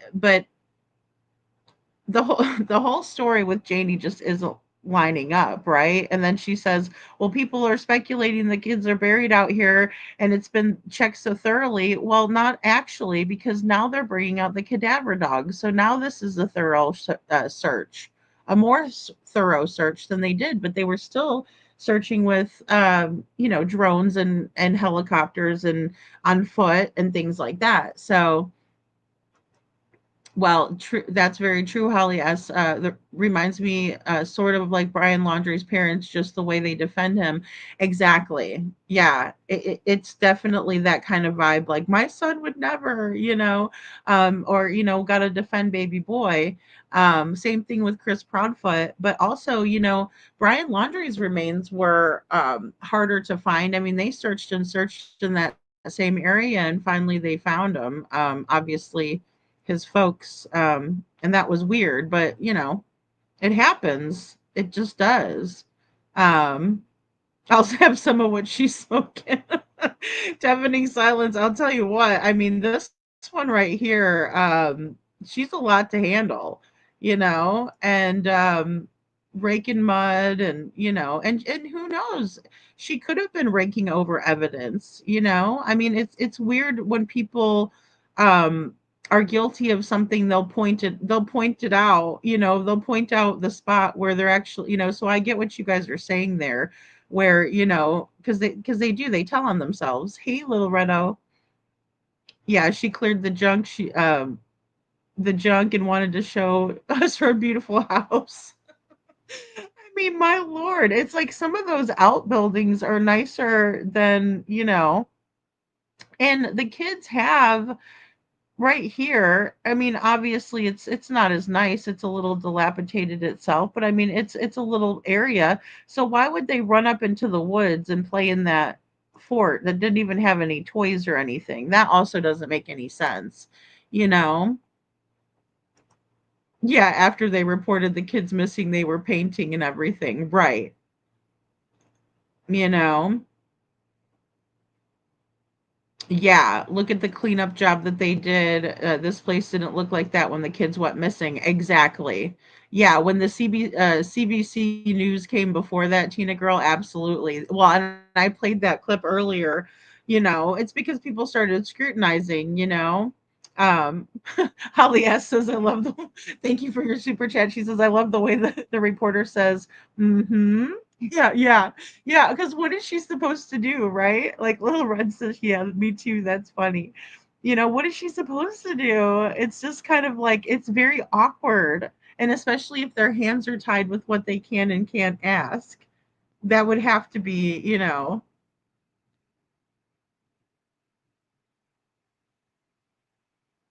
I mean, her shirt is cute. Her shirt's cute, but she couldn't be bothered to, to spruce it up with a bra. So oh boy. I mean, I don't know. I would just not feel comfortable. Like, I don't know.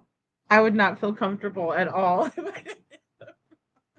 Just letting them hang low there, wobble to and fro, and she's like, "Oh, I was raking stuff up." I'm like, "Did you put a sports bra on back then, Granny, or what was going on with that nonsense?" But and it's just the more outrageous. And sometimes I think these people are putting on an act. I swear, but maybe it's just their personality. So The trailer was searched. This whole place was searched. If they want to come back and search again, they're more than welcome. You've talked about drones flying over your property. You've Yes. talked about cars driving down the road and Yes. slowing down. What's that been like? I'm scared to go out sometimes in my own property. I mostly stay around back here. And if I do go out front for anything, I usually have my head down because I don't want people to see who I am. That is me myself. It's not because I'm hiding from anybody. I don't like to be on camera. I don't like my picture taken. I'm just a quiet person that just wants to be left alone, and I mind my own business. I'm just a hermit. Do you feel as if the finger has been pointed towards? She says, I'm just a hermit. It's like, well, now you would have to be, because of all of the crap that has gone on, Excuse me, deafening silence says, in my opinion, I feel like she probably said, help me clean the place up and I will give you an exclusive. Oh, no. Oh, my gosh, she probably did. Oh, my gosh. Well, and I mean, they could be Holly S. I sort of feel like the kids are buried somewhere on the property. I mean, I have a feeling they might be too, especially if that's where the RCMP is heading with their investigation and the cadaver dogs. I think it is a high time that they've done that. But their hands may have been tied on warrants and things like that as well. So, because I mean, Janie's quite defensive when she says, oh, if people want to come look, go right ahead. And it's like, she says it like that, like very aggressive, right? Instead of being like, yeah, sure, anytime people want to search, please, we want to find the kids. It's not like that. She gets ultra defensive when she's saying, oh, it's fine. And that's just like Chris, he sets up all the stipulations. I'm brash, I'm this, I'm respectful, I'm this, and that. But ask me anything, right? It's the same thing. Highly defensive, aggressive behavior, even though they're saying, oh, sure, go right ahead and, search if you need to. But very aggressive. So Janie's a character, buddy. She really is. Do you feel as if the finger has been pointed towards you and Daniel? Yes, I do. Because I live on the property. Come on. Do you think your son had anything to do with And I don't know about you guys, but I'm pretty sure, I bet you Janie's probably hiding a couple thousand cats someplace and some animals. Something tells me that there's more animals that live on that property other than the chickens. And, I don't know if they have any regulations or what there, but I have a feeling they're hiding some dump truck Daniel, Andrea. I'm just wondering, if perhaps they're hiding cats. So there's that. And I mean, oh my guys, because look, and there's probably rats that live in this camper. I believe that there could be more cats and rats possibly that live in this camper, and the rats would come out at night, most likely. Property. Come on. Do you think your son had anything to do with the disappearance of Jack and Lily? No, I don't believe Daniel had anything to do with the disappearance of Jack and Lily. Oh my gosh, she's just crying at the thought that anybody would, think of her son. Oh my gosh, right? Like, talk about being overly involved. And this is the thing. These are the traits that we see in narcissism, right? These mothers that it's like, I mean, you might as well have went up and slapped her right in the face. Oh not my beautiful little Daniel. Well, your beautiful little Daniel has a lot to be desired, Janie, and so that goes for you too. And then we see Daniel and he dresses like a GQ magazine model or whatever. He's got name brands on and all this stuff, when really, I mean, look at your house, dude. Maybe don't buy the name brand clothing and buy a new door that doesn't require immense amounts of duct tape to hold it together. And the duct tape looked new, guys. It didn't look like that. It looked like they were really trying hard to spruce the place up with duct tape. Don't lie, and my heart is telling me that my kid did not have nothing to do. Our heart don't lie, and my heart is telling me. Come on. Do you think your son had anything to do with the disappearance of Jack and Lily? No, I don't believe Daniel had anything to do with the disappearance of Jack and Lily. Our heart don't lie, and my heart is telling me that my kid did not have nothing to do with this, and I had nothing to do with this. If something bad happens, you get like your heart drops. Mine hasn't dropped. deep down in my heart, I do believe Jack and Lily are alive. It's not because of what people are saying. It's my heart tells me that they are alive. Oh boy, so we got both of the grandmas telling us what their hearts are telling them, right? I mean, that's what we really have here. And, you know, I don't know which grandmother is right. I'm not sure. I know what the RCMP has said, you know, so I didn't realize. Holly S says, I didn't realize Canada had these peeps, these types of peeps till this case. It makes me wonder, Holly S. I mean, I really didn't either. I didn't really realize that, there were people out there like Janie and Daniel. No, I'm just kidding. Now Daniel's is very much more reserved than Chris Proudfoot. I would imagine Chris Proudfoot kind of coming from that household, in the switcheroo because, he's just so unruly, right? And Daniel's younger than Chris, in my opinion, or to the best of my knowledge, I should say. It is interesting. It's funny. Yeah, that's hilarious. That's very interesting. Because I didn't know that either, and I mean, here we see, but I wonder how much like drug use plays into it as well. Because usually that's when you see those houses that are so unkept like that, is when people because people who are on drugs are not thinking clearly, right? And so they think it looks good, to have, a house that has the duct tape accents, right? Who needs crown molding when we have duct tape, and the saddest thing is that little Lily and Jack were living like this, and she's perfectly fine with it, but even the chickens look like the chickens are living in some pretty harsh conditions themselves, right? um let's see, where's her chicken coop? She says it in the beginning, I think, right? She said she feeds her chickens. And she was up the whole entire morning. According to her, she was up since 6 o'clock in the morning. But then she talks about going back and lying down for a little bit. And but I mean, yeah, and Daniel, and if there's two boys, how come they're letting their mom live in that kind of condition too? That's another thing that's very questionable in my opinion, is the fact that, she is having to live like this when you're older and stuff like that. If you fall, you don't bounce back as well as you did, when you're younger. Here we go. Here's the chicken coops. Fed my chickens? Right. Let's see them from afar, though. There we go. I mean, look, poor chickens. That's the chicken house. Look at those poor little guys. What if something fell on them and knocked them in the head or something? I don't know. The chickens would probably get out of the way quick enough, but I mean, both poor little chickens. I don't have chickens, guys, so I don't know about keeping them either. But I mean, I've seen people who have chickens, and they weren't kept like this. And there's like two of them left. I'm sure the other ones passed away.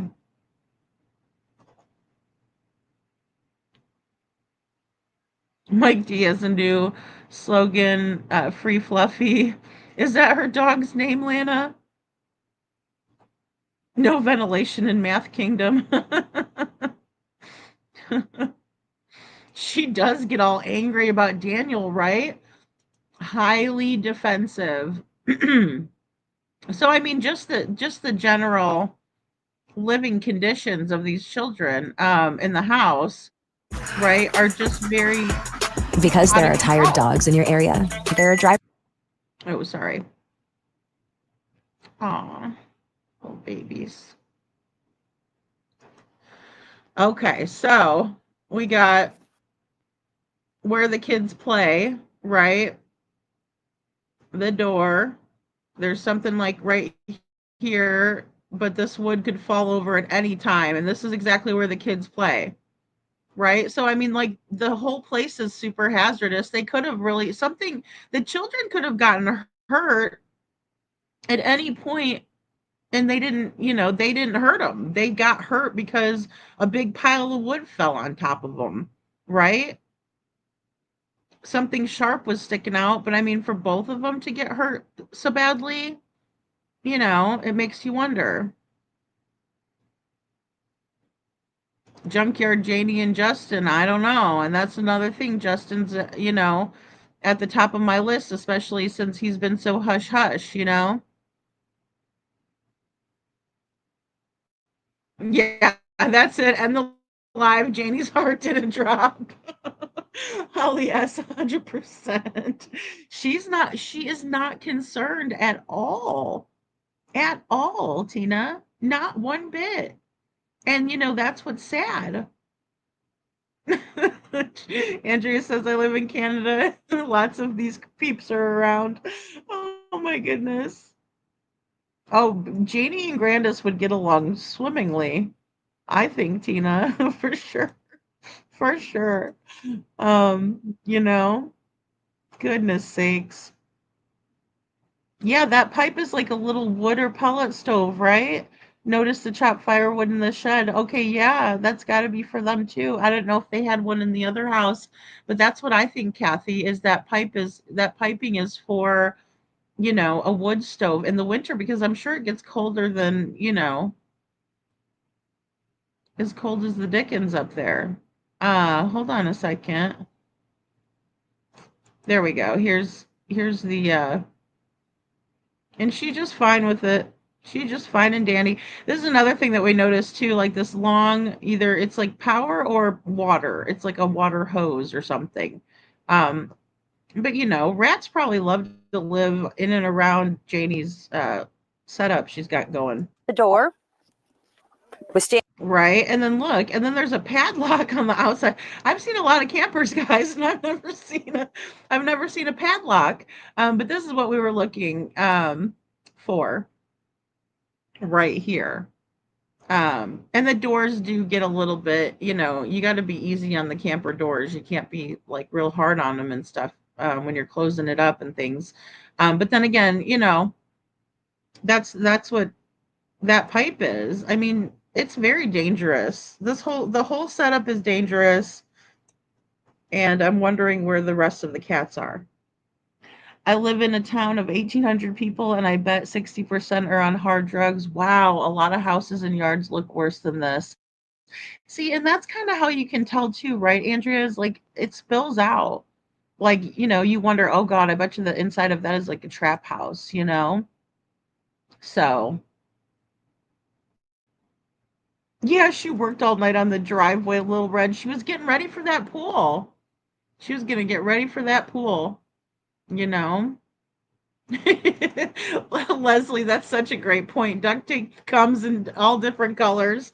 It does, and they have designs on it and everything. You'd think you could get some matching. Oh my Lord. Oh, I know those little chickens. Oh Lord, guys. I was like, free the chickens. Oh my goodness. Janie is fast. She is in good shape, isn't she, guys? Like she was like, I just ran up the hill like this, and I was like, dang, you know, boobs are flapping and all. She ran right up that hill, you know. Deafening silence. I don't know what my theory. My theory is that something, now that I know that the polygraphs have in fact been passed, if that's true, which I think it probably is, um, because if all three people passed it, I mean, they could have all used the same method to pass it or to skate around it. But I don't think that Jack and Lily are still with us. No.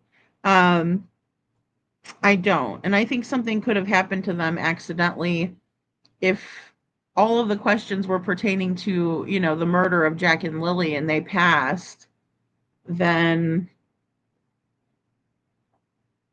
I mean, I suppose maybe it was an accident.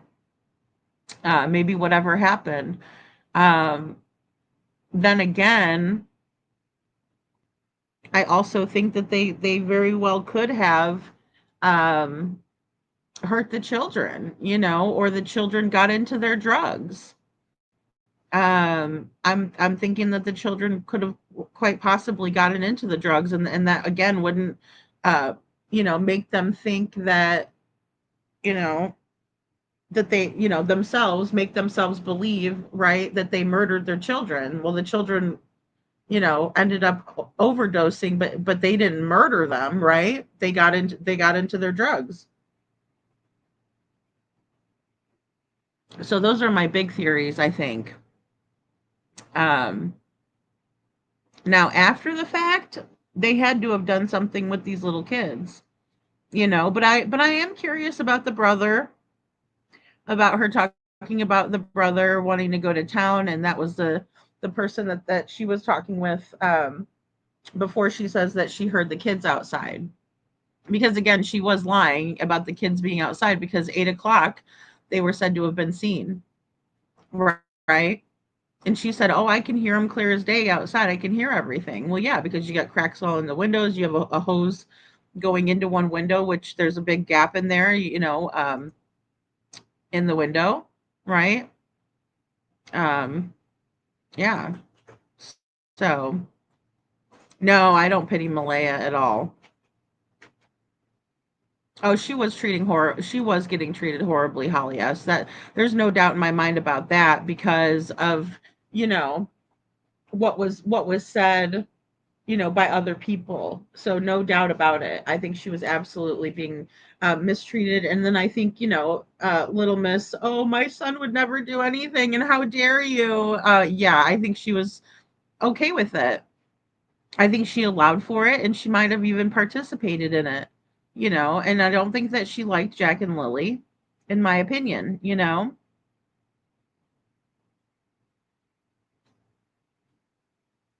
Yeah, see, Tina Girl says there was a recorded video that someone did of Janie, and she accidentally said that she knew the kids were missing before her brother called.